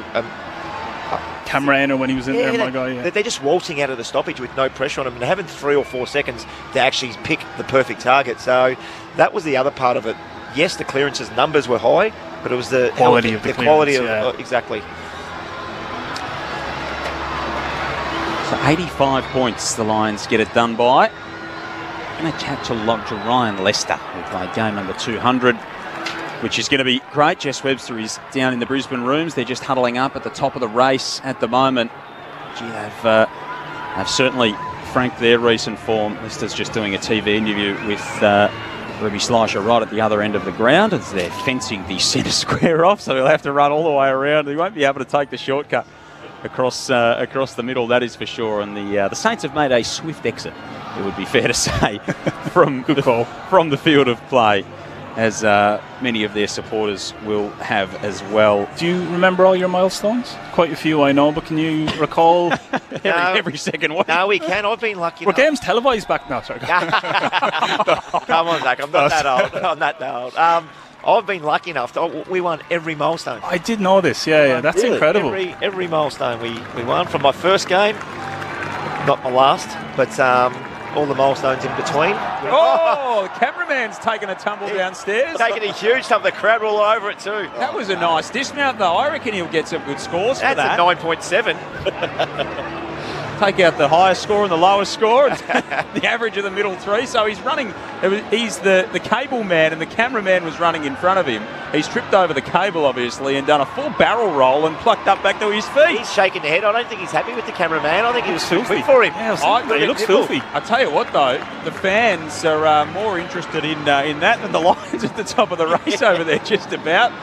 They were absolutely loving that as Ryan Lester's going to be chaired off here. Dane Zorko and Jared Berry. In fact, Zorko's just tucked in behind. So Ryan Lester coming off the ground. Game 200. It's been a really interesting journey for him, especially in the last few years. We're going to have a chat to him very soon in the Lions rooms once they make their way in there, no doubt. But Jess Webster chatting to Ryan, being able to chronicle good part of that journey. 1910-124 Brisbane to the Saints 5-9-39. As I said, we'll get you the closing stages of the earlier games as well today, the two close ones. GWS by 2 over Hawthorn, Essendon by 1 over Fremantle, and we'll wrap up the round in footy, which included a narrow win for Zach Tui's Cats, big win for Footscray on Friday night, West Coast, North Melbourne, Geelong, Collingwood, Port Adelaide, GWS, Essendon, Brisbane, the only away team to have won this week in round 21. Let's send it into the rooms. Jubilant scenes after a big win. Jess Webster's down there on ABC Sport. Thanks, Joel. The players making their way in now. And I don't think they could fit any more family and friends in the rooms today. There's certainly a lot of fans showing their love for the Lions here at Docklands. Ryan Lester leading the playing group in. Lockie Neal is the last one to link arms and forming a circle. And here we go. Let's have a listen.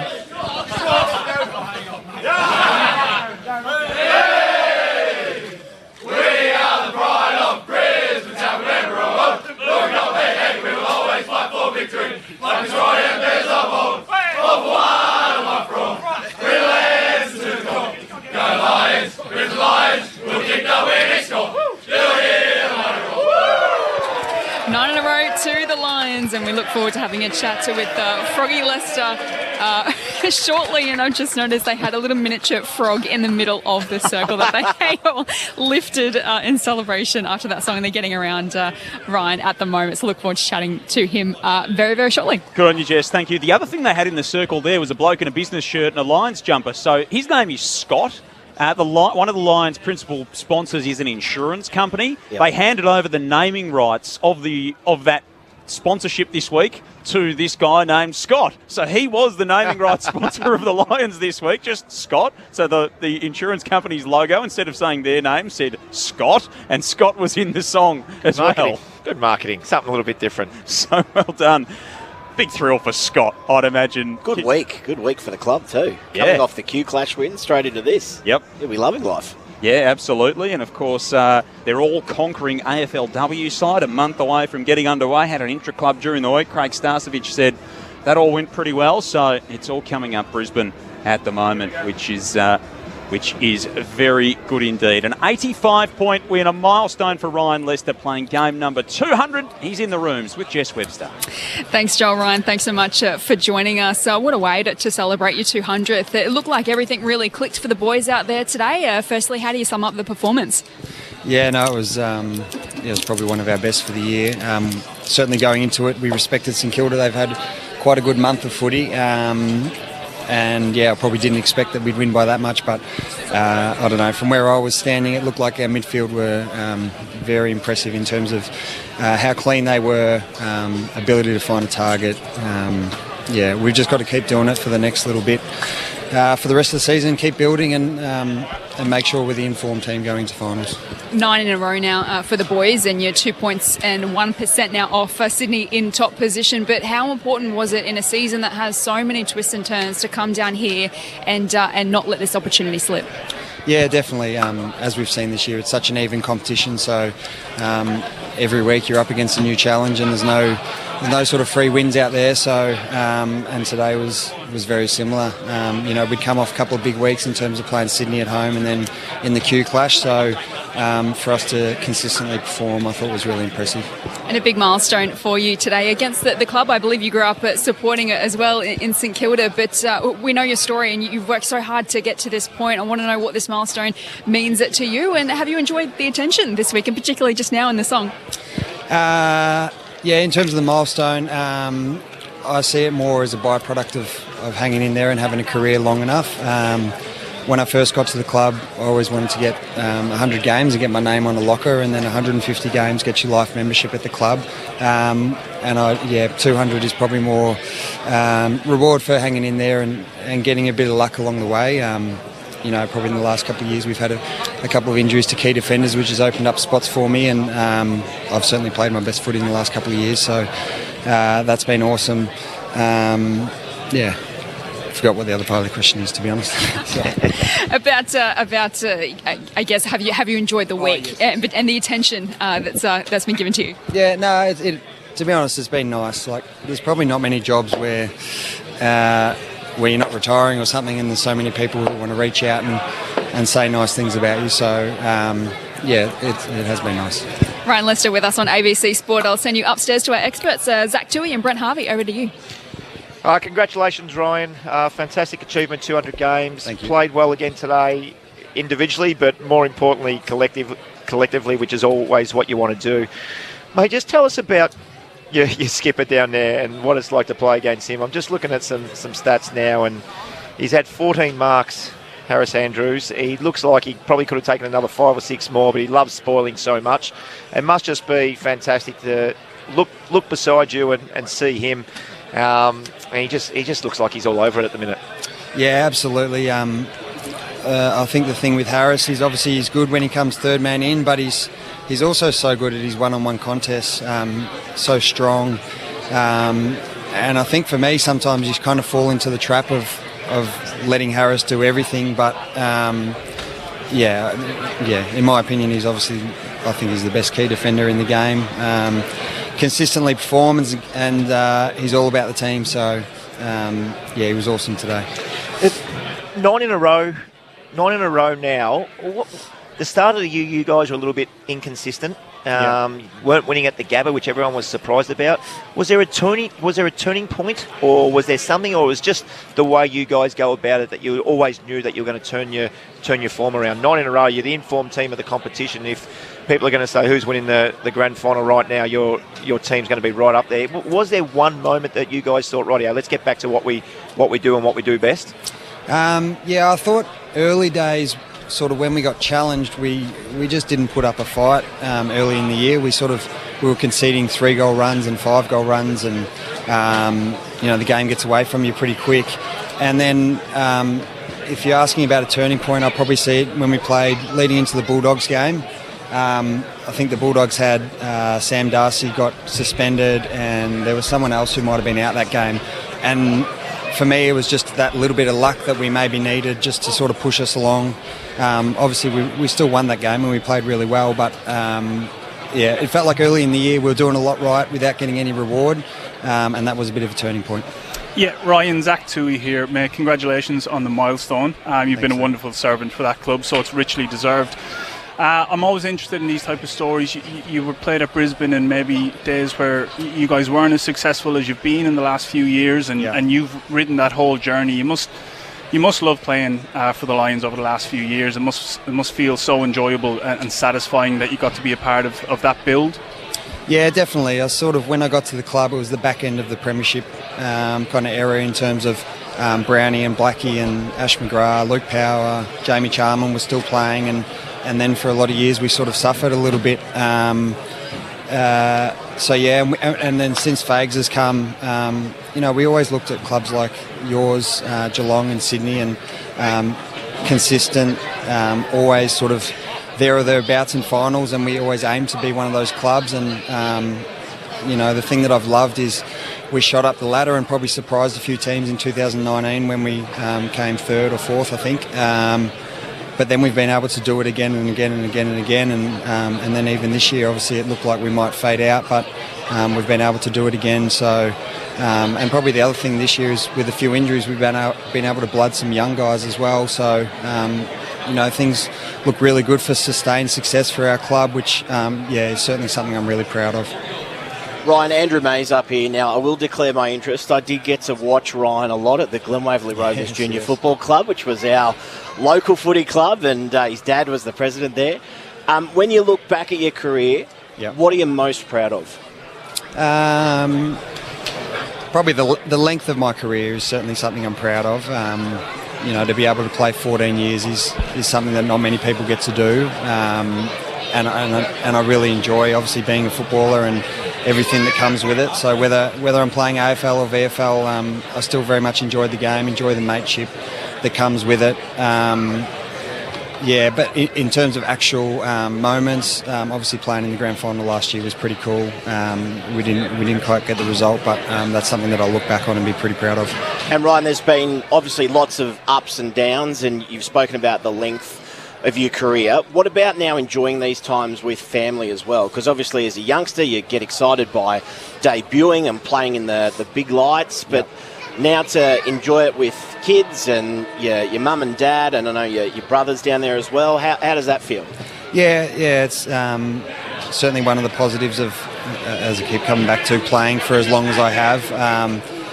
If my career had ended a few years ago, I would have never got to share these memories with my kids. And so moments like today where I was able to run out with both of them, and my son's nearly 4, and so he loves coming into the club and hanging around with the boys. And I always remember when I was a kid, if I ever got to do that, it would be amazing. So, it's one of the things that I'm very lucky to be able to do. Brisbane 200 gamer Ryan Lester with us on ABC Sport. Ryan, Joel Peterson playing with your brother-in-law must not be bad either. He's still going okay. Yeah, he's awesome to play with down there. Obviously for me, I'm not a penetrating kick, so my job is to get it in and out of my hands as quick as I can to give it to him, and then he does the rest. So it's been awesome this year. Obviously filling in for Kitty for Kitty Coleman. So, he's had a great year and he'll keep playing next year, I'd say. And one more before we let you go, because we can hear the message in the background. You've been dropped so many times. You've been delisted. You've made it here to 200 games. You mentioned you just hung in there. Yeah. Players coming through that enter the game, they face these challenges and maybe they haven't been dropped before. What would you say to someone who's maybe, a young footballer coming through that looks toward you and would like to have that kind of career? What would your message to them be? It's funny, actually. Fags got me to do a bit of a Q&A on Tuesday in front of the boys, which he doesn't usually do. But my main message was, and something I got told by Gary O'Donnell, who was one of the assistant coaches early in days, was you're here for a career, not a game. And that's all about sort of long-term, year by year, trying to improve, show that you've improved, so then you get another contract and you hang in there. And that's sort of what I did. So, even when I was playing VFL, I'd still try and show ways that I've improved to stay on the list. And ultimately, by staying on the list, I get to this position I am today. So, there's ups and downs in footy, no doubt. And I've been able to ride the wave, and here I am. And there's a lot of different ways to go about it, and your story's a great one. Ryan, congratulations from all of us here, and well done on the win today. Thanks very much, guys. Ryan Lester with Jez Webster down in the Brisbane rooms. A great story. Good story. Delisted at the end of 2022. He plays only 3 games in that season. They name him captain of the VFL team. They relist him. And since then, he's become a regular fixture. You look at over the last couple of whiles, he's played the last 33 games in a row for a team that's right at the top of the competition. Yeah. Got great ability to play on different players. He played on me a few times a long time ago, Zach. Back before they had TV. But now we're seeing that they've got a few injuries. He's playing tall.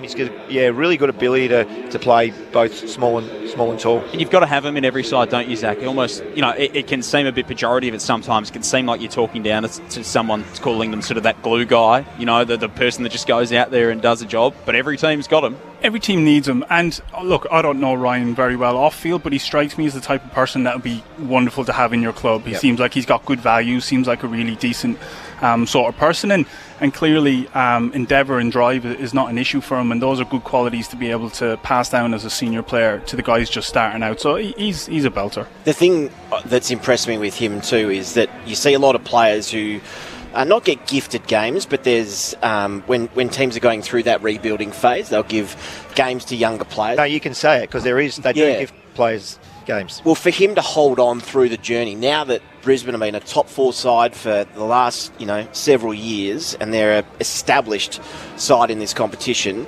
for him to hold his place in this side and come back from where he was and play the last 33 games, as you mentioned, that's a pretty special thing that it says. It's a great 200's a great milestone for him, because getting delisted, you think, righty, I'm done and dusted. I'm going to go back and be captain of the VFL. I'll play my role for the football club. I'm still going to be a great clubman, because that's what he sounds like, and a fantastic person to have around the football club. But then to fight and scratch and get his spot back in the team, and now be probably one of the first picked. When you pick the team, though they have got Lockie Neal and Dane Zorko and a few others, so maybe not first pick, but maybe 5th pick in their team. It's a great story. So 200 milestone. That's a great achievement. Yep, and reward for a lot of hard graft along the journey. Well done to Ryan Lester. His Lions get it done by 85 points. Joel Peterson, Andrew Mays, Boomer Harvey, Zach Toohey, Jess Webster with you. It's been a wild day of footy. It's been a wild round of footy, but the 2 games earlier today were so close, and both ended up in thrilling finishes. Both featured comebacks. It all started in the nation's capital a little bit earlier today. Hawthorn jumped out to a lead. They led by the better part of 5 goals at 3/4 time. GWS, though, rattled home in Canberra. Here's how it finished, with the Giants winning by 2. Toby Green runs around Sam Frost and kicks the Giants inside 50. Here comes Hogan. Off his hands, falls the way of Tom Green. The Canberra boy with a snap, puts them in the lead.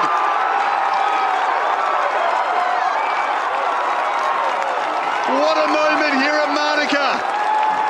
From 5 goals down, GWS are in front with minutes remaining. And it's the Canberra native Tom Green with something very special.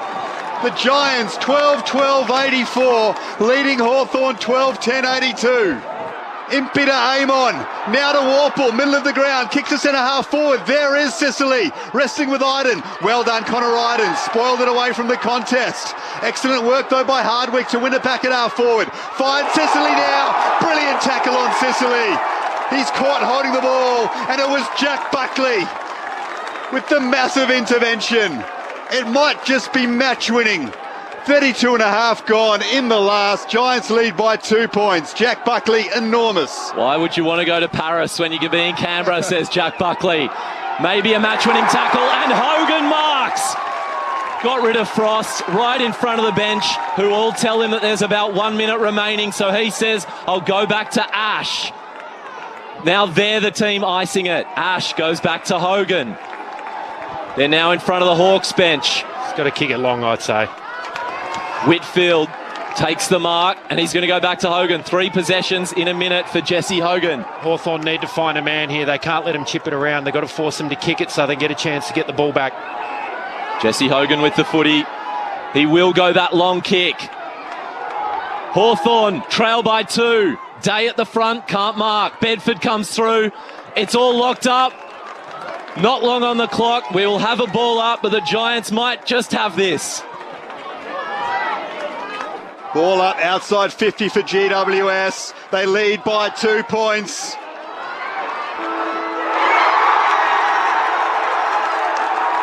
Is this the moment that GWS surge back into premiership calculations?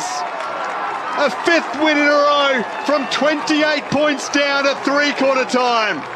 Monica Oval rises as one.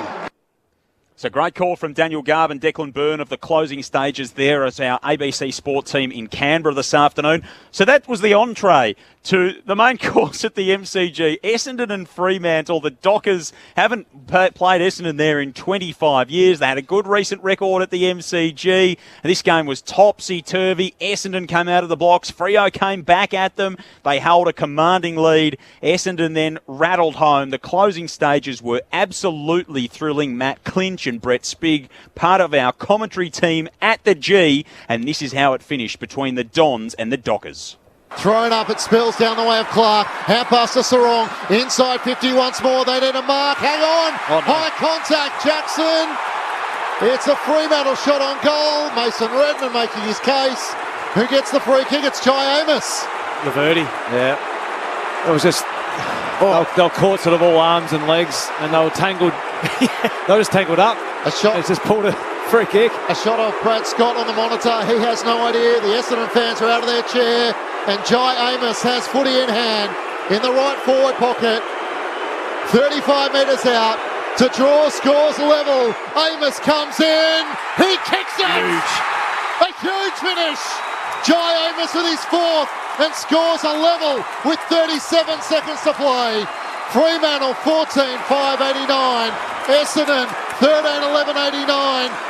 The Dockers fighting for top 4. The Bombers trying to keep their season alive, and it comes down to the last 37 seconds of the match. What do you do here, Lids? Do you charge off the half-back flank and try and get involved, or do you just... You've got to risk it to win it, don't you? I mean, you've got to go for it. If you're Essendon, you've got to... But both sides. Both sides. But yeah. Does a draw mean a better result for Freo, though, in puts them terms in the of top scheme 4 of on percentage, yes. but it won't help Essendon, really. No.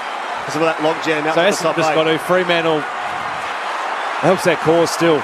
Currently, yeah, Essendon 11th, Fremantle 3rd. Jai Amos from the Mitch McGovern pocket. Got to go for it. Scores level. That's Brizzy, don't bring it up. We've just ticked past the half-hour mark at the MCG. The next score wins. Clearance through Merritt and Essendon. Fires the hand pass away. About from Durham at half forward. He eyes the big sticks from 45 and brings the whole crowd with him. He misses. They are ahead, but only by 1. With 24 seconds left.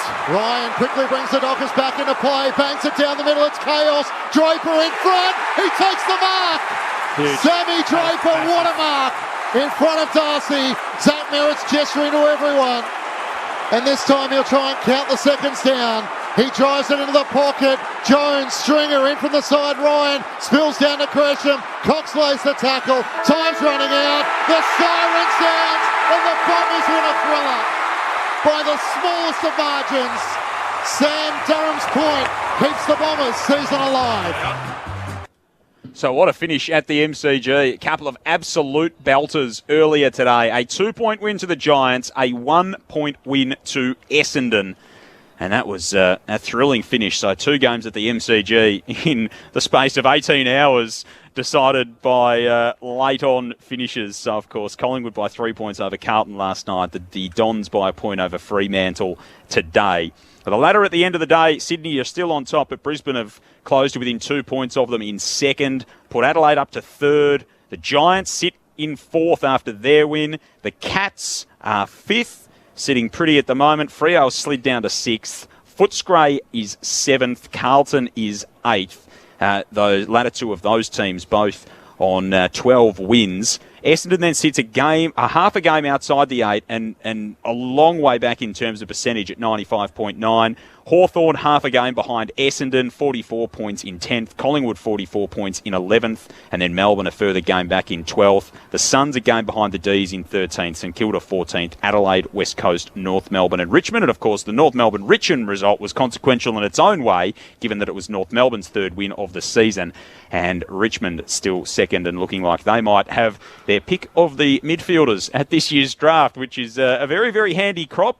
But it's also a handy crop to have pick 2 or 3 or 4 or 5 or 6 or 7 or 8. Or if you're Brisbane, you'll just pick up Levi Ashcroft and you don't really care which pick you have, because you'll pick up a guy who's in contention for the number 1 pick. So a consequential weekend of footy in more than one way. And of course, the Sydney Swans were a big part of that, having gone down by 112 points last night. Good luck to the ladder predictor this week on the AFL website. That is going to cop hammering. Yes. With everyone trying to predict the last 3 weeks. So what are we saying? We're saying Collingwood are still in at 11. Yep. 44 points. Melbourne, they can't make it now. So Collingwood have Sydney, Brisbane and Melbourne to finish.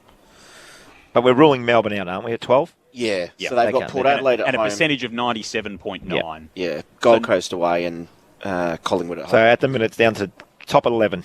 Yep. Top 11. Essendon 9th, Hawthorn 10th, Collingwood 11th, who can still make it potentially. So Hawthorn they've got quite a handy run. They've got Carlton, Richmond, then North Melbourne. So what are you saying? They're a good chance. Essendon a little tougher. They've got Gold Coast at home, which has been an easy assignment for anyone who's played at home against the Gold Coast this year. And then Sydney at home and Brisbane away the last 2 rounds. So that's going to be a battle for them. And Carlton have Hawthorn, then West Coast on the road and St Kilda at home. And then above them it gets a little easier for some teams. But yeah, geez, any slip-up, one upset just throws everyone's pretty... And there's an upset a week. Yep. Every single week there's 1 or 2 upsets. So let's get ready for it, eh? Yeah, absolutely. Strap yourself in. Absolutely. I don't need to look at that on Tuesday or Wednesday. It's not going to change, is it? No, I'll come back. Might this year. Friday. Well, it may well do. And then, of course, next Saturday afternoon, your Cats sack tour, you've got a trip over to Perth that looks like a pretty tasty little matchup. Yeah. Playing any team interstate is a challenge, and a team that happens to be right next to you on the ladder, given what we just talked about, it's going to be a tough assignment there. I think their top end stuff is good enough to really beat anybody. I'm really impressed with them. I like their list. I think they're going to be good for a good few years. But we're feeling all right too, so it's going to be a big test. But it's good to play the teams around you at this time of year and get a sense for where you're really at. What did you take out of yesterday's game? Footy's hard. I'm not getting any younger, can confirm. Look, they're a good side. They had, a pretty disastrous week before against the Hawks, but their previous 4 or 5 weeks were really good, trending in a really good direction for them. And I thought we played really well for most of the game and just lost a couple of key areas that continually allowed them to insert themselves back into the game. But a hallmark of good sides is and has been for a long time their ability to win when they're not playing their best, and it was probably the story of our night. It's where the comp is so even too. I mean, you look at Adelaide, I don't think they've won at Kardinia Park since 2003, and they go down yesterday, almost win. They're 7-13 on the season and they've got a draw in there, so they're 7 wins from their 20 games, and their percentage is just about 100. So how would you rate their season? Because last year that ball gets paid a goal against Sydney, they make the finals. Yep. So this year they're not going to play finals. Is that a disappointing year from their perspective, or because they've been okay, haven't they? And they're missing Isaac Rankin, who's a great player.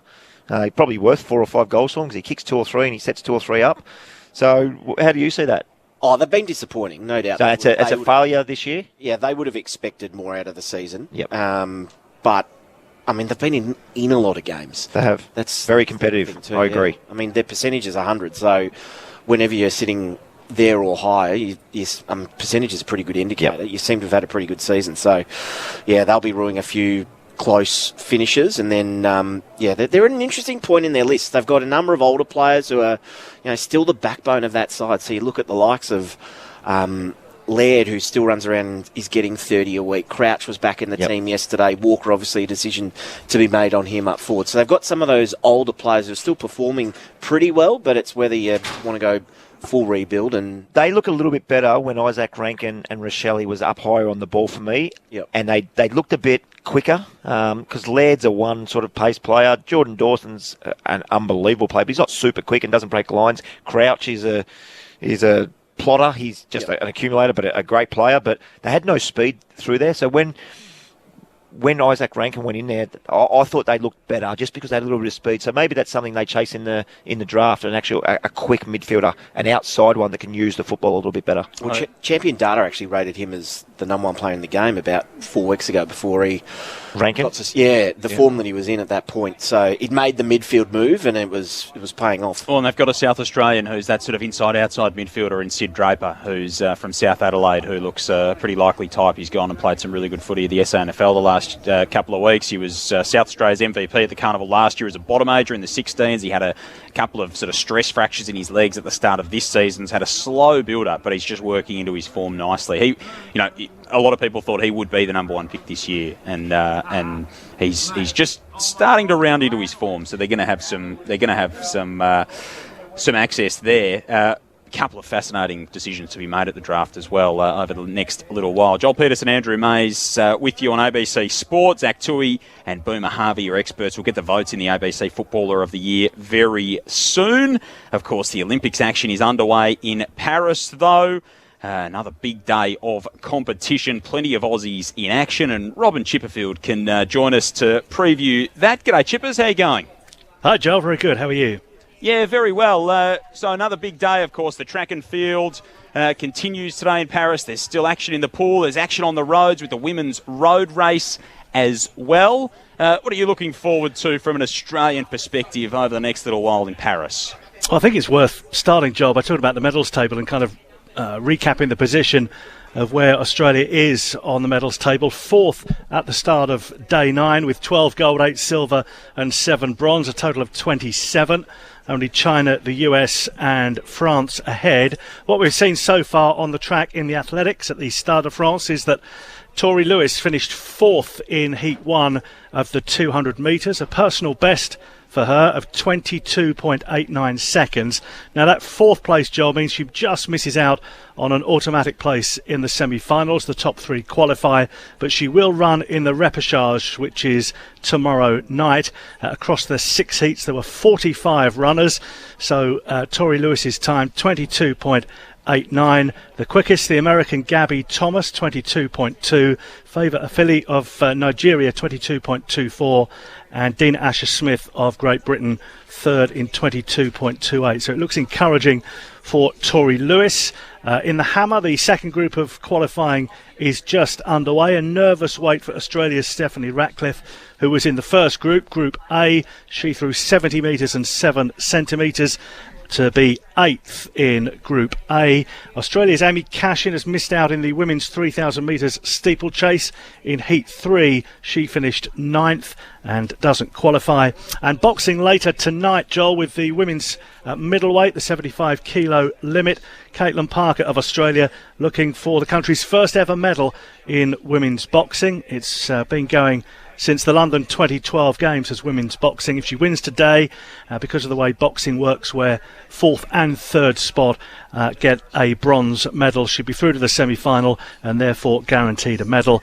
She faces the 32-year-old Moroccan Hardeshay Mahdi. And in the tennis, much later tonight, the gold medal match at Roland Garros is an absolute belter. Novak Djokovic against Carlos Alcaraz, which, if it's anywhere near as good as the women's final yesterday, and it threatens to be, it should be fantastic to watch. It continues to be a fascinating Olympics right across. You think about the organisers, Chippers, they couldn't have drawn it up any better than Djokovic and Alcaraz, and of course they had Djokovic and Nadal earlier in the piece as well, sort of lined up too. So, marquee matchup, that'd be worthy of any Grand Slam, let alone an Olympic final. I think so, and the tennis has been one of the hits actually of the Olympics. Huge crowds at Roland Garros, obviously with the Australians winning the men's doubles earlier this morning. Was it yesterday as well, winning the gold medal in that? But there has been plenty of people at the tennis actually enjoying it. It's obviously a good place to watch a bit of tennis, and the quality has been good. Novak Djokovic tonight looking for his first ever gold medal in the Olympics. Carlos Alcaraz will have a few years potentially to get a medal in the Olympics, but it might just be the last chance for Novak Djokovic later tonight. But we'll see how that goes. But it should be a great match. Hopefully he's got some space in his trophy cabinet, old Novak. It's a pretty full room, I'd imagine. Chippers, good on you. Thanks for the update, and look forward to hearing from you soon. Robin Chipperfield joining us with an Olympics update. We're with you for about another 8 minutes here on ABC Sport at Docklands. Brisbane 85-point winners to move within half a game of the top of the table. Now, Zach, we need an Irish Olympics update as well. It's the Irish, they've been doing pretty well over in Paris. We've had a good Olympics so far. I'm not sure what our average return is, medal per Olympics. It's not a massive number, if I had to guess, but we've got 3 golds, 2 bronze so far, and we were talking off air, there is an Irish woman who's representing Hong Kong, I believe, and we're claiming her. Yep. So if you have O between your first and last name, we'll claim you. So, we're doing okay. It's nice to see. It's been a wide variety. I was absolutely mesmerised by the windsurfing last night, Boomer. I was sitting at home watching the windsurfing. The gold medal in the tennis that Chippers mentioned. Matt Ebden and John Peers won match point as Mitch McGovern took the mark. Inside how many TVs you have going? I had my laptop, my phone, and a TV. You know when you go to somebody's house and they've got 3 TVs set up and you think, oh, that's great set up. That guy from The Matrix is in the chair with all. You're sitting there having a beer and he's got 4 TVs set up and you think, that's great. You only do it once a year or something, but it would be good to have it right now, wouldn't it? In the control. A couple of games of footy last night, the Olympics going. Yep, absolutely. Would have been nice. Absolutely. We haven't been able to snag someone from the Saints rooms, but they're an interesting conversation topic. They're not a young team. And Zach mentioned that hot and cold nature of the way that they play. Their best is very, very good. Their worst, like today, is a long way from it. Where do you think the Saints are at in their build at the moment, Boomer? In their build, I'm not 100% sure because I haven't really looked at their list in depth like that. I was a little bit disappointed in some senior players today. I thought they could have stood up when it was really tough early. I thought they just could have went and locked someone down. I know that might not be in their game plan, but just to stand up and do something. And my biggest thing is always with Saints, and King's not playing, I know that, but where are they going to get their goals from? And to kick 5 goals, that's just not enough. Zach makes a great point, and St Kilda weren't great today, but the Brisbane Lions were good, and we always end up focusing on the negative for some. I think it's human nature what we do, but Brisbane were good, and maybe they just stifled the way Saints wanted to play. We called it early. They were just chipping the ball around, trying to look for the perfect play, and Brisbane will just slingshot and get them. So you've got to give credit where credit's due as well, and Brisbane were fantastic. But saying that, it's a disappointing year again from St Kilda. Yeah, they didn't put a foot wrong today, the Lions, but the Saints, what are they, 14th on the table at the moment. So I think they're just confusing as a team. Like I mentioned all those quick players at the start, and they keep drafting quick players to bring into the team like that, but they don't play that style of football. So what's the use of bringing in a Riley Bonner that quick off half back can kick the ball well, but then he's just chipping it sideways. There's no point. And it's interesting, Windhager, Owens, Wanganeen Millerer, Philippou, Hill, the younger sort of Wilson. They've come in, they've had an impact, they've played good footy, but maybe a little bit ahead of schedule for where they are in their careers. Yep. And yet they are still here. Yeah, they're very inconsistent as a football team. Like you see some really good stuff, but there's not enough of that good stuff to really whet the appetite and go, oh, this is good. I think we all know St Kilda fans who are eternally frustrated by St Kilda. Like we all know, I think everyone's got that one St Kilda fan in their life that you talk to them about the footy and they just kind of roll their eyes and they just don't know what to expect when they turn up every week. It must be a frustrating ride. It's good to see young Angus McLennan make his debut today. First gamer, he was a late inclusion, did pretty well. He certainly had some nice moments out there for the Saints, but it's going to be a tough run in. They can still very much shape September, St Kilda. That was the way that they came in today as potentially being able to do that, but exactly where they're at is going to be interesting off-season ahead. Is there anyone that's out of the team other than King? I'm just trying to think off the top of my head. Hunter Clark was out, obviously. You've got... He's been a little bit...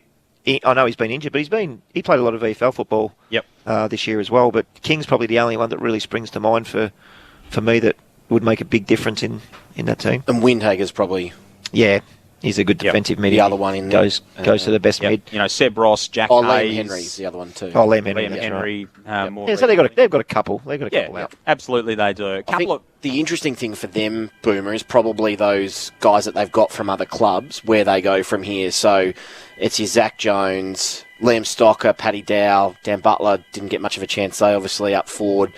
Riley Bonner, Mason Wood. So, that's probably where they'll look to either refresh those sort of types with younger players, or do they go all in with them? They've got another good NGA prospect as well, Lennox Hoffman, who's got Swiss heritage coming through Vic Metro this season too, so they might get access to him with the changes in the allocation, of course, during the week from the AFL, with players or clubs being able to bid. Isaac Kako and Essendon will be the main beneficiary of that at this year's draft, and then of course the other changes to the point system come in as of next year. So the Carltons with the Cambrielli twins and all those teams, Ashcroft at Brisbane, that have stocked up picks for this year, they'll be right. The changes to come in a year after that. Good call. That too. Good call. Absolutely. It would have been diabolical to do it this year. 2.5 minutes left here on ABC Sport. The votes in the ABC Footballer of the Year. Joint venture. We've had a look at them. Like that. We've had a look at them. We thought Cam Rayner... Public-private partnership type stuff. Yes. Actually, well, let's go one first, then we'll get up to three.